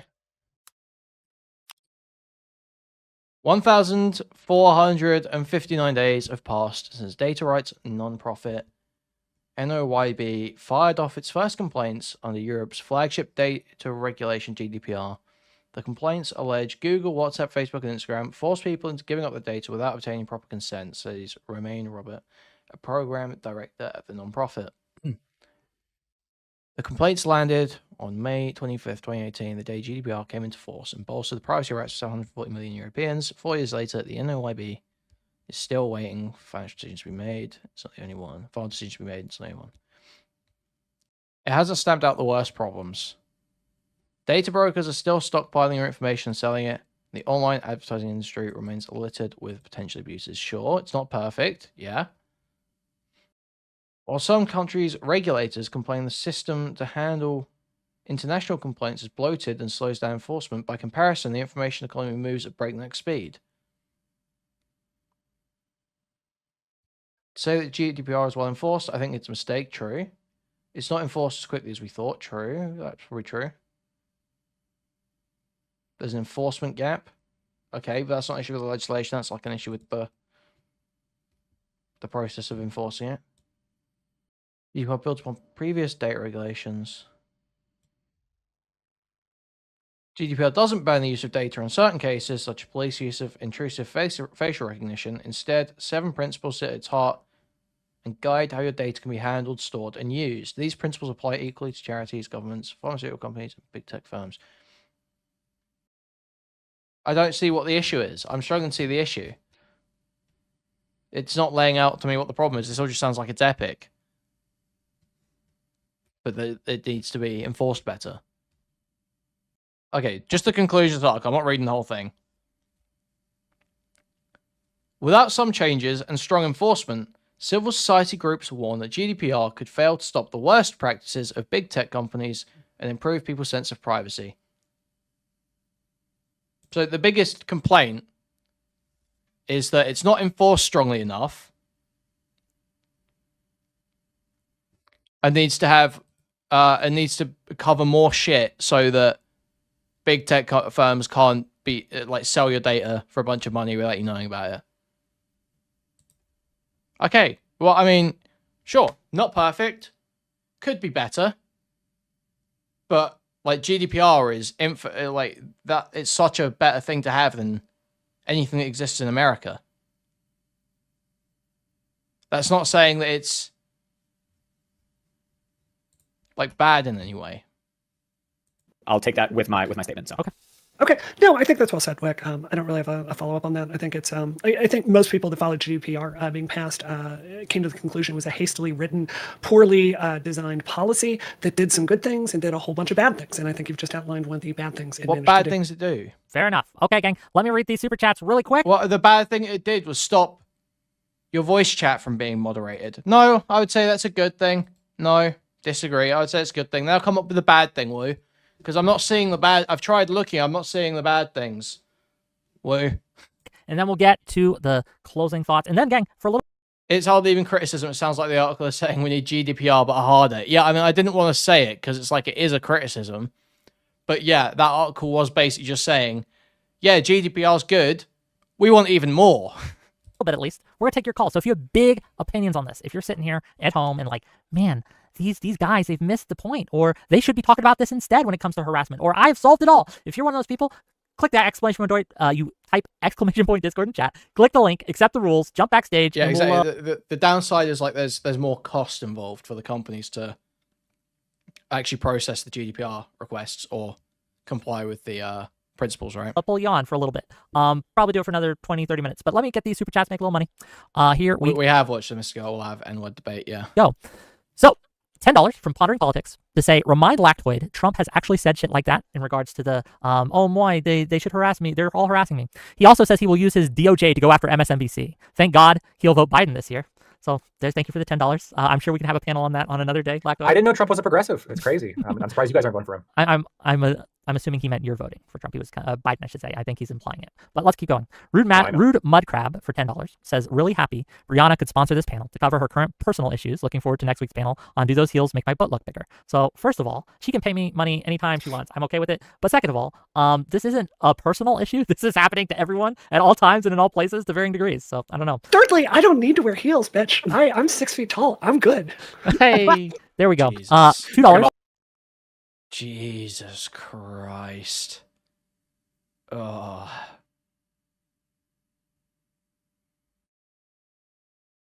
I'm sorry. This is such a stupid line. Do you know how many people get personally interested in topics because they've had personal experience with it? Welcome to like 90% of researchers on the planet. Yeah. Welcome to every addiction counselor practically out there. It's such a stupid argument. It would have been better if we had a white Martin Luther King, because at least then he wouldn't have been biased, right? Okay. $2 from Eddie Pupils to say Whick song on my channel. I'll look at your song later, buddy. Thank you for making a song. Or why did you ever make that song for me? I'll find out when I listen to it. Thank you. $10 euros from Big Hoth 98. These watchdog NGOs that Brianna want running things have time and again proved that they are incapable of nuanced views, and instead it just continues to be a way to purge political adversaries. I did not. I was referenced. I did not claim NGOs should be in charge of this. Play the whole panel back. I never said that. Fair enough. $5 from Slongy and Stu. Hey, Whick, what discussions do you have coming up in the next week or so? We would love to take part another time. DM me and we'll talk about it. £5 from Simon Allen. Good work, Whick, for putting up with Not So Erudite. Give me money for putting up with Not So Erudite anytime. Simon Allen is an overly aggressive fan. Wow. Is he? Okay. Yes. Ellen, it's a challenge. Ellen Degenerate for $5. How much do I have to donate for you to tell me how much Rebellion Pack paid for this? More than you have. So fair enough. If you want to try, we can find out together. If you keep giving me money, I'll tell you when you've reached the limit. How's that? Okay, gang. With that. Same amount. You have to meet it.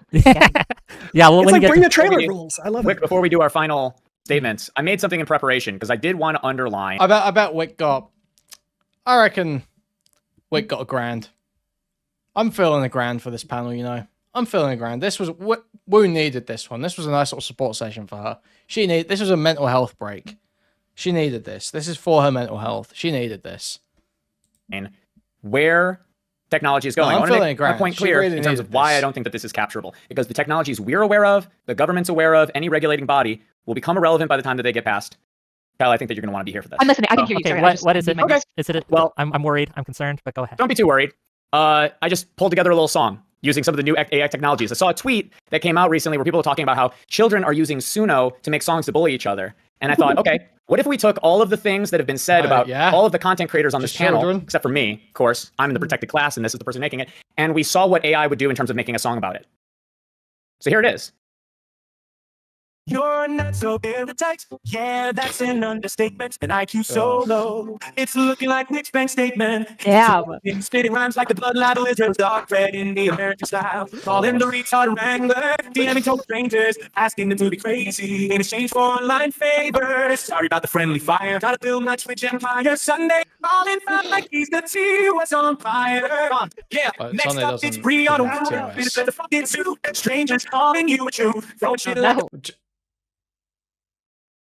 Huh? Tuna? Huh? Heyo!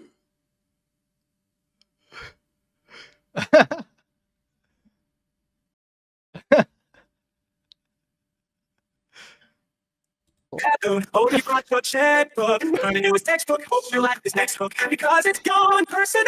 Revolution 60 going on 80. Career plan out, got your looks like a menstruated. Jesus. $150 down the drain. Disappearing like dated blade. Agent Tuna, come in. Agent Tuna. Employees starving like Soviets with no fucking brain. The name is Lactoid Small Boy, no joy, all boys. If I had $1, I'd pension, collect the late boys. Voluntary manslaughter. Check the age of this daughter, libertarian man, sucking off black water. This platform like a trampoline. With fluids all just bounce, better take your trampoline. Flow so easy for Lydia. That was evidence. There's no suppressing what's in common. Online hate will keep on humming. Celebrities who come in, started cutting it all the way. Tell the bitch can't talk about the US. No, it's not 1x. 1 minute. Okay, do you want me to run it back and play at 1x? Sorry, I've got it on 1.5 still. I'm just trying to get through it. Yeah, that's an understatement. An IQ so low. It's looking like Whick's bank statement. Damn. Spitting rhymes like the blood libel Israel's dark red in the American style. Calling the retard wrangler. DMing total strangers. Asking them to be crazy in exchange for online favors. Sorry about the friendly fire. Gotta build my Twitch empire. Sunday. Falling like he's the tea was on fire. Yeah, next up it's Brianna. It's the fucking zoo. Strangers calling you a Jew. Throwing shit like a baboon. Hope you brought your checkbook. Learning new textbook. Hope you like this next hook. Because it's going personal.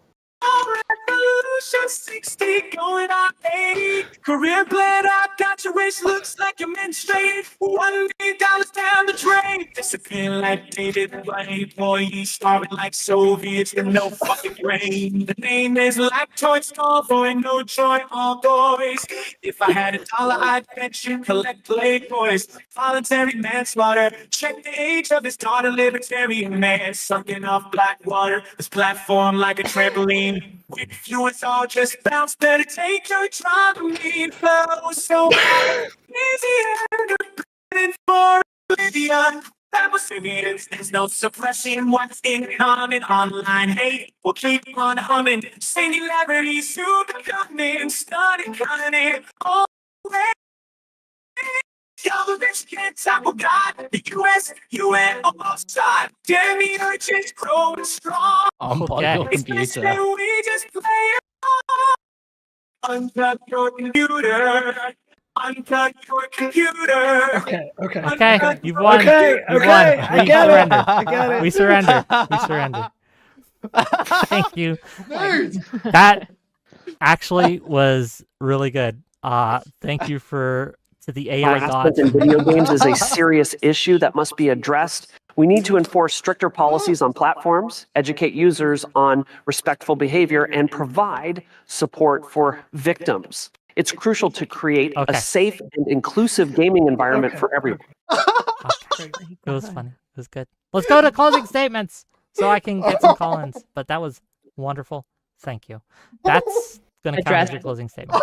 Video games. We must prioritize education, reporting systems, and community moderation.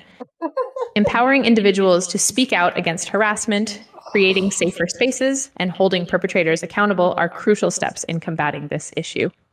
Tuna, brevity is the soul of wit. Felted. Collaborative efforts from game developers. Okay, enough. Felted. I didn't mean to make it that. I didn't mean to make it keep going. I wanted it to stop there. Okay, thank you. You also got one with your voice, Whick. Let's go to closing statements. Let's start with Erudite. Dude. Tuna just won. Sorry. I'm a Tuna fan now. Okay. Holy fuck. Thank God Erudite saved his life in Discord that one day. Thank God. Dude. I can't. That's so fucking insane. I almost want to go back and watch that full segment again. Okay. Some people have come in, I think. I'm just going to run this back. We have to watch this through properly. This is the most insane couple of minutes of a Twitch poll panel I've seen in years. It's certainly not a Whick panel. Okay. So, if you're just coming in, here's what's happening. They've been debating. Brianna Wu has paid Whick through her pack. Rebellion pack, the one that she owns. She has paid for this panel to happen. It is a debate panel about online harassment, okay? Whick is moderating, but on the pro-harassment side. Lactoid and Tuna Chip have been pro-harassment. Erudite and Wu have been anti-harassment. Now, it's getting towards the end here. They're getting into super chats and questions. And Tuna Chip has raised the point that now children in schools are beginning to use Suno AI to bully each other. with insults, and we're just gonna watch it through and let him play his song and his little bit. You're not so I want to just zoom in a that's little an bit. understatement. An IQ so low, it's looking like Whick's bank statement. Damn. Spitting rhymes like the bloodline of Israel's dark red in the American style. Calling the retard wrangler, DMing total strangers, asking them to be crazy in exchange for online favors. Sorry about the friendly fire. Gotta build my Twitch empire. Sunday calling like he's the tea was on fire. Yeah, next up it's Brianna. It's a fucking suit. Strangers calling you a truth. Throwing shit like a baboon. Hold your front your checkbook. Turning to his textbook. Hope you like this next hook. Because it's gone personal. Revolution 60 going on 80. Career bled out, got your waist, looks like you're menstruating. $1 million down the drain. Disappearing like David Blaine. Boy, he's starving like Soviets with no fucking brain. The name is lactose intolerant, no joy, all boys. If I had $1, I'd bet you collect Playboys. Voluntary manslaughter. Check the age of his daughter, libertarian man. Sucking off black water. This platform like a trampoline. With influence, all just bounce. Better take your Dramamine flow. So easy and for oblivion. That was evidence. There's no suppressing what's in common. Online hate will keep on humming. Singularity soon becoming. Started cunning. All the way. Y'all the rich can't tackle God. The US, UN, almost side. Damn, the urge is growing strong. Okay. It's best that we just play it. Unplug your computer. Unplug your computer. Okay, you've won. You've won. We surrender. I got it. We surrender. We surrender. Thank you. Oh my God. That actually was really good. Thank you to the AI gods. Harassment in video games is a serious issue that must be addressed. We need to enforce stricter policies on platforms, educate users on respectful behavior, and provide support for victims. It's crucial to create a safe and inclusive gaming environment for everyone. Okay. Great. It was fun. It was good. Let's go to closing statements so I can get some call-ins. But that was wonderful. Thank you. That's going to count as your closing statement. Video games. We must prioritize education, reporting systems, and community moderation. Empowering individuals to speak out against harassment, creating safer spaces, and holding perpetrators accountable are crucial steps in combating this issue. Tuna, brevity is the soul of wit. And this after 2 hours of Erudite and Woo sitting there lying through their fucking teeth, saying that they don't want to stop people being mean online.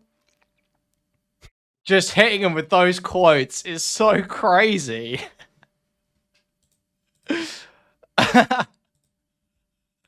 Dude.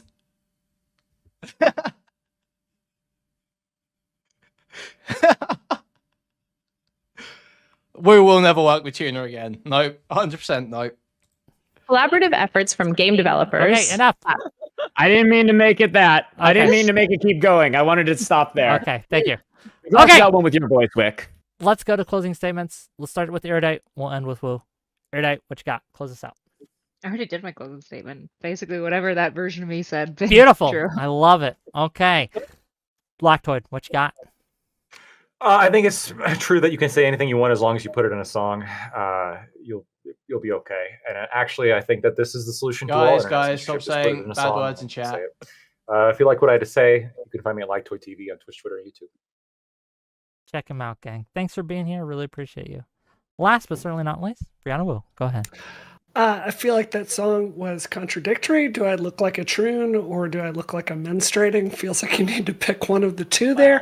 No, I think this is a really good policy discussion tonight. Kylie, if you don't have any objections, I would love to put the research document that you did in the show notes tonight. Can we put that in a Google Doc? It really is, like so many of these discussions on this, it comes to the same old tired talking points. there is a lot of research out there. It's not conclusive. We need to do more of it. You can look at the research itself. It shows areas that they want more researchers to look at on this, so we can come Look at Tuna's fucking look on his face, man. better policy answers. If you take one thing from this tonight, I think it would be this is an area of policy worth taking seriously, and that doesn't have to mean the same old tired 2014 SJW playbook. There are more sophisticated ways to approach this problem. Excellent. Gang, this has been great. This has been awesome. Thank you for coming. I hope you check all these people out, but we're not done yet. We got some call-ins. I see some of you backstage. You're all raring and ready to go. So if you guys have a few minutes, I know you might have to go, Lactoid, but if the rest of you have a few minutes, we can bring in callers. Is that cool with everyone? Let's do it. Beautiful. Let's bring on the first guest here. I will try to get in the order that you guys came in, but some of you were here for a while, so we'll see what I can do. You're live. Yamato? Hey, Tuna's been streaming like 7 days straight to pay for his car or something. Well, maybe if he did more stuff like this, he would have made money before the 7-day mark. Just an idea. Just an idea. Maybe if he was like this a few months ago. Yamato, what's up? Hey. I didn't know I got pulled in. I was watching the stream. Oh, now you're live. What you got for us? So I was wondering how there are let me get out the words. I was wondering how would you incentivize people to be at least a little nicer? The fact we paid for this panel makes everything 100 times funnier now. Imagine paying to get mugged like that. Yeah, it's fucking insane. And this panel is literally because her and Erudite have been trying to get Sunday banned or like sued or whatever, over the last couple of weeks. So it's literally basically a Sunday cope session. And then Tuna just comes in and just, hey, yeah, you're trans, you're owned. I'm from a gaming background, so like, how would you enforce gaming lobbies to be a little nicer? I don't think. I just want to know. Anyone want to take this? Helldivers made a good job designing a game that made it so that people aren't in an oppositional relationship. That tends to make things less toxic. At least that's boiled out pretty good. That's the main thing that comes to me, is that it's on the game designer. Obviously, making it so that you can report people, and if you're in the United States, record their data, like's been said before. You would ban away abuse. But everyone else has like systems where they have to ban. Like League of Legends have like a toxic gamer like ban, and those things still don't work to this day. We still have people DMing, making death threats. Like, how would you incentivize companies to be on League? No, you don't, you lying fuck. More of a crackdown on people being toxic. Well, that's actually a good question. Like, we talk about these policies and things. What incentive do companies have to even adopt these? Well, I think the ideal way to do it is to basically show that the user base wants this. Every single time I've gotten a policy passed, it was by showing there's basically a market for it. I don't know what kind of games y'all play, but I don't enjoy getting dumb bitch. Why did I go down in the dungeon? Learn to res, all that. Basically blaming the white mage in Final Fantasy. It's not a fun experience for me. So I don't think it has to be this Orwellian. So you do want to ban people? They were all saying they don't want to ban people being mean online 10 minutes ago. Now, he just pulled the quote out. All of a sudden, we do want to ban people. Okay. Thing. I think it can just be advocating a better user experience. Any other answers? I had a thought. It's not one we want, but the main place where this stuff has been taken more seriously is not in games. It's been in places like YouTube. And I think it's mostly that the incentive has to hit them financially. It might be sponsorship. It might be the idea that businesses start taking money from sponsors, and sponsors apply financial pressure. Games like Fortnite, open service games, might be the ones that end up taking these policies the most seriously, because they have the most to lose, because it's not coming from individual users, coming from their financiers. Very good. Yamato? One last thing I want to say. Someone briefly, we got a bit of a line. I want to get this. Yeah. Someone said something about waiting for not being able to monitor voice chat. Food Shop super chatted $1.99. Woo is insane for buying off call-ins. Thank you, Max, for the $1.99. Thank you. Has done this already, where if you're in a party chat, they do listen and monitor it when the party is done to make sure there's no threats or anything that has happened. And that's all I want to say. Well, thanks for being here. What a good caller. Thanks for calling in, gang. Let's see. This person was a dog next. shit caller and a retard. Hello, you're live. What you got? Oh, hello. I'm just going to make this like a little quick. I was wondering, what are your stances? I think it tangentially fits into the question you're asking, but what do you think of stochasticism in regards to like where a person would say a thing about a person and they'll say, "Oh, don't go." Yeah, I'm not saying skipping, embarrassing British person. You're embarrassing me. Yeah, you're embarrassing me. You're making me look uncool. In the same vein of toxicity, like racism, sexism, like you've been talking, but I can see it going too far, where it's actually inhibiting how we use some of these things for what you want for. The best example for League of Legends, and there's another part of it too, where like you can't really control people that well. I understand Destiny's community is improved, I see you telling me to focus. No, Rick. yeah. Example of how it's made League of Legends worse. Go ahead. The most famous example that got memed on a bunch lately is you can't ping your own teammates anymore, and you can't ping your own teammates' abilities. So for a really specific example. Oh yeah, they made that was the best, dude. The bait, the bait emote ping thing, where it just does like the fish hook on people. Holy fuck. A character called Karthus in the game. When he presses the R button, it hits every enemy on the enemy team. If you see someone in your lane at low health, you ping your Karthus's R button, and then he presses it, he gets the kill. You can't do that anymore because people do that in a toxic way. And so now what happens is you have to type in the chat that no one uses, Karthus, press your R. So game quality just went down. Red, can I ask a clarifying question on this? So there's been a lot of really interesting game dev articles out there talking about the game design of League of Legends and how deliberately the game designers tried to make it a game that rewarded people's best behavior and working together constructively. In seeing how those systems work, do you think that has made it a game you play more personally? Nobody gives a fuck about honor in League of Legends. Are you crazy? Nobody actually gives a fuck about that honor level. Holy No, I play it way less because of it. 100%. Because when did you yes, think that absolutely, changed? 100%. Because I'm talking like a decade ago is when they put these systems into place. Oh, I'm talking like so a decade ago, they definitely were moving in the right direction a decade ago. So if you're talking from a decade ago, I would agree with you. The last like 3-4 years, it's gotten they've gone too far in the other direction. 100%. So and specifically things like being able to call and see your opponent's abilities, that is a negative change in your view? 100%. And also the most toxic behaviors that players can do in the game, there's actually no way to control. Because doing actual things in the gameplay to. Wait, is Wu denying being trans again? No way. Oh, she's trying to talk around it again? So this is a response to who's we? Are you trans? 600 fellas. Ruin the game experience of other players. There's no way to review that without manually reviewing that. Maybe AI can in the future, but as of currently, if you tell someone, hey, stop being an asshole, you're ruining the game for everyone, you'll get in trouble while Buddy can still go and die 20 times or go and follow you around the jungle or whatever. I'm trying not to get too granular about the game, but... No, I've played enough League. I know what you're talking about. Yeah. Any thoughts from Tuna on this? I don't know if Tuna's a League player. It's very specific. I'm not a League player at all. Never cared about MOBAs. If there are interactive games and the mechanics are being affected by a game, obviously the business gets to choose how they're going to change those things, but it does suck that moderation is going to be changing design space. I don't like that. Yeah, I also don't think you can actually like stop toxicity. I think it's more. I think what Erudite was saying about teaching kids to deal with it better was like really on point. Because I remember the League community, basically anything toxic is cut out of chat, right? But they released the bait ping. And it looked a little bit like a noose, and the entire League community was like, we know what we're using that for, and sure enough, that became the new toxic thing that everyone used for weeks and weeks and months. And you can get around it. It's the same thing as trying to control like hate speech. People are going to get around it no matter what. I hear what you're saying, but like this ADL report, I mean, if you really get into it, this is some screwed up behavior. Like you're trying to play with someone, a bunch of identity-based harassment, calling someone Jew this, Jew that for no reason whatsoever. It was. We don't want to stop people being mean online. We don't care if people pick on each other in video games. An hour ago, when it was being pressed.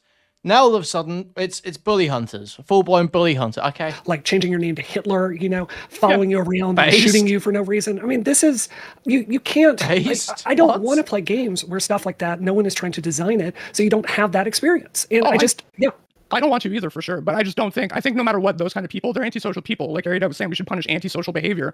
But controlling speech isn't going to do that. We have to do that more at like a ground level and teach people to just like disengage with it. Use those mute tools. But this is why the game industry, it wasn't a decade ago, it was about 8 years ago, we came up with something that was a real innovation, which is let the cheaters and the assholes play with each other. Now that does have a secondary effect that it's basically reinforcing the behavior of all the worst people the same way that 4chan does. But at least it's allowing like normal people without being called like followed around and hit because they're Jewish, right? Yeah, Dota does that, and it actually works quite well. The only reason I stopped playing that game was because it was like 2024, by the way, and people are crying about fucking 4chan. Twitter, TikTok is more dangerous than 4chan, dude. I don't know what to tell you. But in Dota, like you get put into that low priority pool, and the game quality is so bad, like you never want to go back there again. So you end up putting on your nice boy shoes to go play with the real gamers. Well, thanks for calling in, buddy. I really appreciate you, and have a great day. Okay, we won't get to all of you. I'm sorry, but we'll probably do 2, maybe 3 more. Sound good, gang? Let's do it. Hello, you're live. Hello, how you doing? Whick? Pretty good. What you got for us? Thanks for saluting me, Erudite. A good Canadian salute. I love that. Well, first of all, I would first like to say super chatted $1.99. Who is the face of evil? What's that mean? ADL is the NKVD of on. Okay, I see. You're saying that like the Soviet Union, like information ministry. Okay. I was actually supposed to be on the main panel originally, but I couldn't show up to it because I work a real job and I didn't have time. No, I'm just kidding. I actually want to ask Erudite this specifically, but anybody is free to answer if you're familiar. But I'm just going to ask Erudite because she's Canadian. What do you think of Justin Trudeau's new online harms bill that's meant to address a lot of what you guys discussed today, if you're aware of it? Has Alex figured out the raid? We've got Lyrics Raiders coming in. If so, thank you. Welcome in. I'm honestly so tuned out of like Canadian specific like media bills because I'm desperately fleeing and immigrating to the States. So okay, a refugee. I honestly haven't looked into it a ton. Okay, I wouldn't be comfortable with Can you give us a TLDR on what that is? It's just a bill with a series of measures that's intended to crack down on online harassment, and there's several different policies in it. I think some of them are good. I think some of them are not so good. I'm nervous. I don't love Canadians' response to criminal behaviors in general. I always find the Canadian system tends to have some pretty bad policy when it comes to like culling behavior, but I'm open to it. If Hello, Brittany Simon fans, knife emoji. Let's maybe take it easy on that one, lads. Okay. Yeah, can you give us an example of a good idea and a bad idea, just briefly? I haven't looked into it in a while actually, since it was You first brought it up, buddy. introduced. Yeah, I know. I just wanted to know what you thought of it. I wasn't here to debate the bill or anything.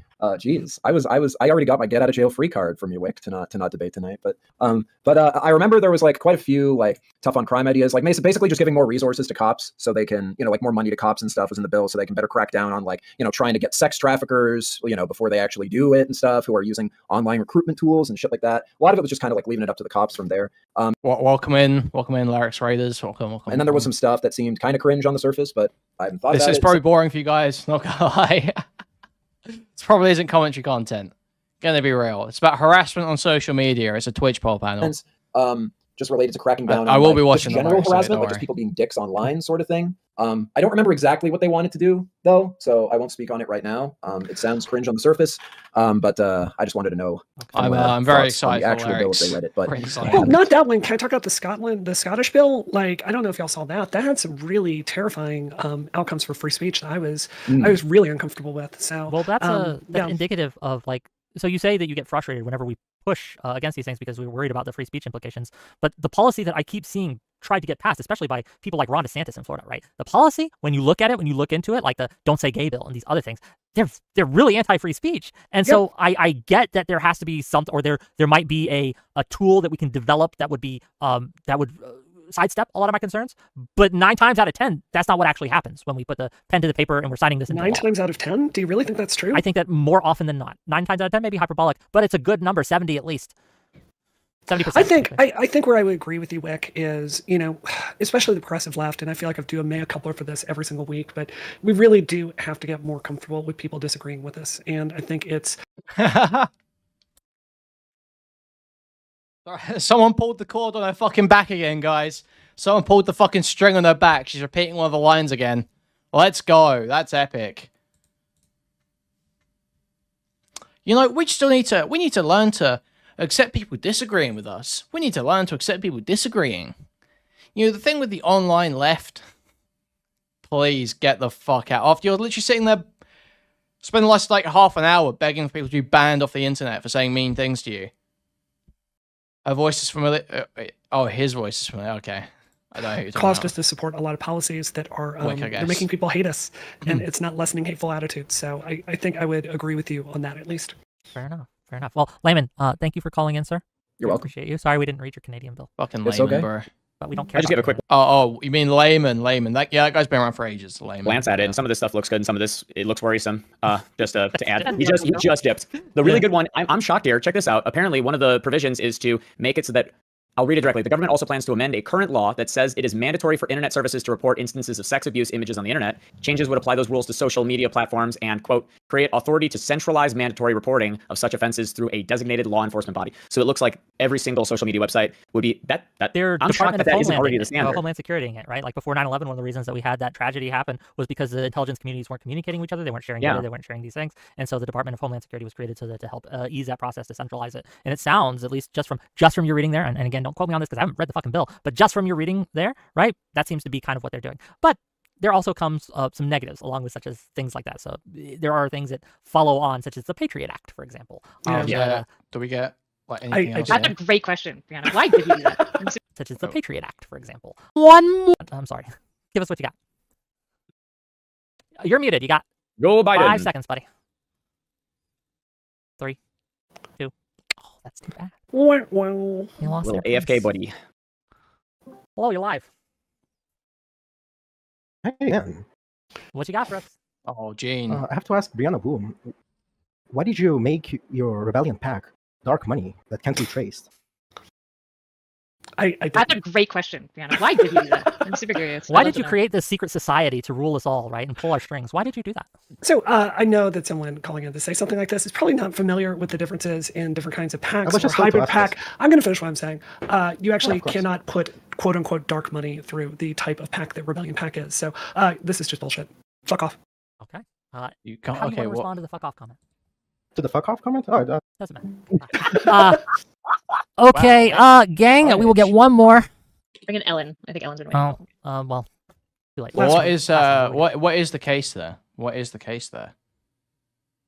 Bonds raised for the purpose of influencing elections by non-profit organizations not required to disclose the identities of their donors. Rebellion Pack, FBC, I guess. Itemized individual contributions, unitemized individual contributions. What does that mean? Yeah, I don't know. I wouldn't make any claims about that personally. Me personally, I wouldn't make any claims about that. Look up Rebellion Policy Institute. Okay, well, I don't know what any of this is. That's not going to Bing. Well, I can see all the money for Rebellion Policy Institute. See, she paid herself, I think, $3,100.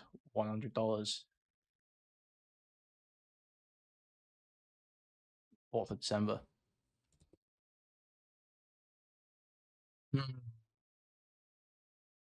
Yeah, I wouldn't make any claims about what they have to report. That's what I've always deliberately, very deliberately, stayed away from saying whether or not it is the case they should be reporting certain things or shouldn't be reporting certain things, whether they have to be transparent about certain things or not, because I don't know the legal ins and outs. I just say, I think you're doing something fucked up if you're doing this.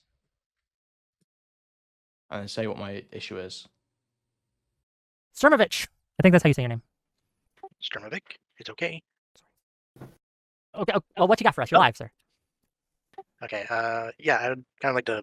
I find it interesting that everybody wants to point out or talk about the encouraging of good behavior online while consistently sheltering those who have terrible behavior in real life. Do you have an example in mind? Doing what? How Destiny I don't even know what docket is. I'm literally just glancing through like FEC reports and shit. It's not. I just don't. They're saying it's dark money or something. I don't know. You'd have to ask Gene. I don't even know what the question is. Who is sheltering Destiny and Vosh? What behavior has Destiny done? Because nobody here associates with Vosh. What behavior has Destiny done that you think is making anybody on the panel a hypocrite? Take any one of the critiques that have happened. Hey? He's just a terrible person. Just sharing bad opinions or like an action? Yeah. Are we pretending that we don't know the normal critiques? Just give me a specific example. Hold on. Get really There's a problem, specific. is that there's normal critiques that could Why are they all spurging? include like cuckery, but I don't think that's where you're going for. And then there's other critiques about like how he's a Zionist, and I also don't know if that's where you're going. So just specify what you mean. I'll even be good faith. I'll entertain you like in a good faith way. I promise. What should either one be acted on? Yeah. The Anna situation? Yeah. How about that? Well, Brianna always said the type of. Well, I guess Brianna always said the type of pack that Rebellion Pack is. You could not put dark money through. So what does it mean to you when you say that we're like aiding and abetting this or whatever your description was? Like what about it makes it hypocritical? I heard it both from you and Connor that the simple idea is okay, you acknowledge it, but you're going to bury it in the background because it's between you and him. But he is objectively a shitty person who will continue to do this, and you will not talk about it because he is so needed.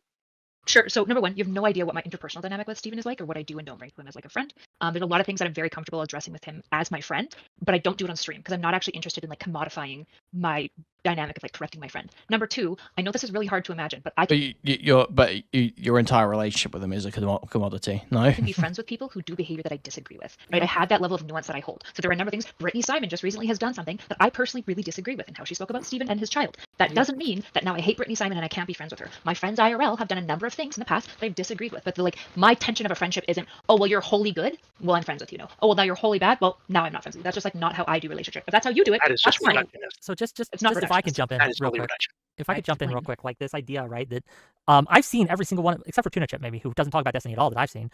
Every single one of these people have critiqued Destiny when they think he's behaving badly. I've done it when I think he's behaving badly, right? Like in a way. the egg situation where he. Brianna has criticized him and now seems to walk it all back. Not to relitigate it, right? But as I remember, Caller should bring out a burning cross tweet. Very true. This happened like a year ago, okay? So don't get on my ass if I don't get the details right, okay?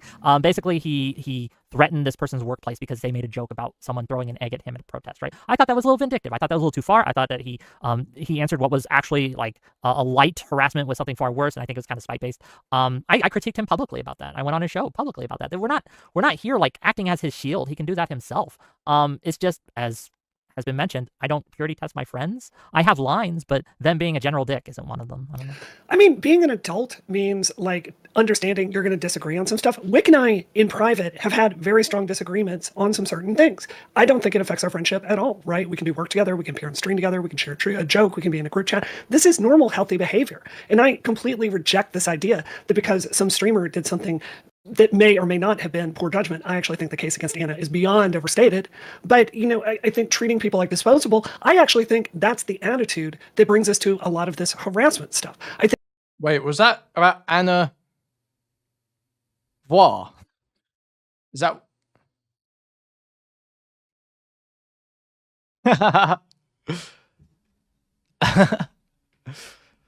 Max just looming over her shoulder. Private have had very strong disagreements on some certain things. I don't think it affects our friendship at all, right? We can do work together, we can appear on stream together, we can share a joke, we can be in a group chat. This is normal, healthy behavior. And I completely reject this idea that because some streamer did something that may or may not have been poor judgment. I actually think the case against Anna is beyond overstated.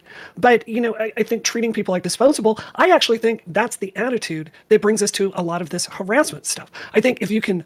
But Brianna literally sets standards and says things like, oh, you should be banned if you do this. I'm going to get people banned for doing that. I'm going to sue people for this. And then we'll associate with people who do those exact same things and stop calling them out. Like, this is the... Talk to people in a respectful way and disagree with them and have a discussion about what your values and the policies should be and the way that you behave publicly. That's good. Treating people like they're pieces of shit that you just throw away the second they make a mistake. This is what the harassers online do. I completely reject that worldview. That is so reductionist. This is ridiculous. Well, okay, well, since you're the last caller, let's give you some space. Yeah, no, I want to hear. Let's give you some space. Can you and explain we should probably why? just do like one of us responding at a time. Like we can go. Absolutely. I agree. So, give us a specific example and a specific take, and give us what you mean by reductionist, and then I'll let Erudite respond. Why not? It's reductionist because you are removing any level of real ethical concerns about anything, and reducing this to an oops. These are not oops situations, especially with any level of intelligence that people are presenting. And it's just a continued level of, you can say it's emotional abuse. There's never been any evidence of physical abuse. Food Shop super chatted $1.99. I hate Wick panels, man. Dude, this is okay, Max. I understand the sentiment, but this is one of the best Wick panels in like over a year, 2 years, maybe. Like, we got that whole tuna chip bit. He totally felt like just. It's over for Wu. That was crazy. If you want to have, and now he's broken her. Now she's gone full on hinged, retreated back to a Gamergate 1 mode. Who emotionally abuses people. It's like, okay, that's fine, and I will do everything I can to be reductionist and say that this is acceptable, or at least it's acceptable enough to me to hang on. Can you just define to me reductionist? I feel like I'm not getting an answer on this. Because you said we are just saying, oops, that was a mistake, but that's just like a straight straw man of anything that I've said. So I'm not sure who you're talking to with that. So what do you mean when you say reductionist? Exactly, like exactly what I said. You say this is oops. The point is that these never are said that. ethical. I've never said that. Okay, yeah. If you want to bring it down to specific words and make this argument autistic, well, then yeah. You do realize there's an irony here, right? That you're not representing her argument with the fidelity that you would expect her to represent your argument with, right? So, like, the question here is, if that's not what Kyla said, but what she said exactly doesn't matter, then you're tacitly approving the idea of reducing an opinion down to its generality. So why would you... Tuna's now doing a meta convo. Okay. Critique that practice and also use that practice. Yeah, Wu has not... Literally, her face has barely moved the entire time. What, do I have to have a log here of every single word that no. here said? Yeah, that's the problem. Because I don't have a log and I'm not using the very specific words. Anyone here is going to say that these aren't mistakes. These aren't mistakes. I don't think anybody here thinks that Destiny's treatment of Anna was a mistake, including Destiny himself. I'm not associated with Destiny, but I have watched And I've heard his recollection, which is that, and also the reason that he's changed directions with what he's done with Anna is that he was engaging in what he at the time believed was harm. Now, was he doing that for retribution? I believe that that is the thing that he said, and he's fessed up to and says he's no longer okay with. And, you know, you can do something wrong, change your opinion on it, and then have people in your life associate with you that think that the thing you did wrong before is no longer going to be like a perpetual problem. Like, I don't think Pilot thinks that Destiny is going to do the Anna situation again. We are coming up on the end of the show. I do appreciate everyone from being here. My only closing statement on this specifically would be to paraphrase something that I've heard said, where it is a terrible place to be when you live in a community where they're always asking you to repent, but they never grant you forgiveness. And I see this happen over and over and over again, where someone does something in the past that they've changed their ways on. They don't do it anymore. They're not proud of it, right? But we continuously hold them to account, hold them to account, hold them to account. But we never grant any grace. Well, no, people do this with me, like the stuff I was doing 10 years ago during Gamergate, as if I've not changed a lot of my public policy positions and working to do different things. It's exhausting. It's like the You literally just reversed back to all of them just now. Whatever. Where people are not interested in obtaining power, they're interested in continually critiquing power. I think it's exactly the same dynamic here. Okay. So I've got national media. I've got to get to y'all. Great panel. Thank you for having me. No, thanks for being here. And Sturmovic, thanks you for calling in. I'm sorry we didn't get to all the callers tonight, but it's okay. Thanks to everyone who showed up.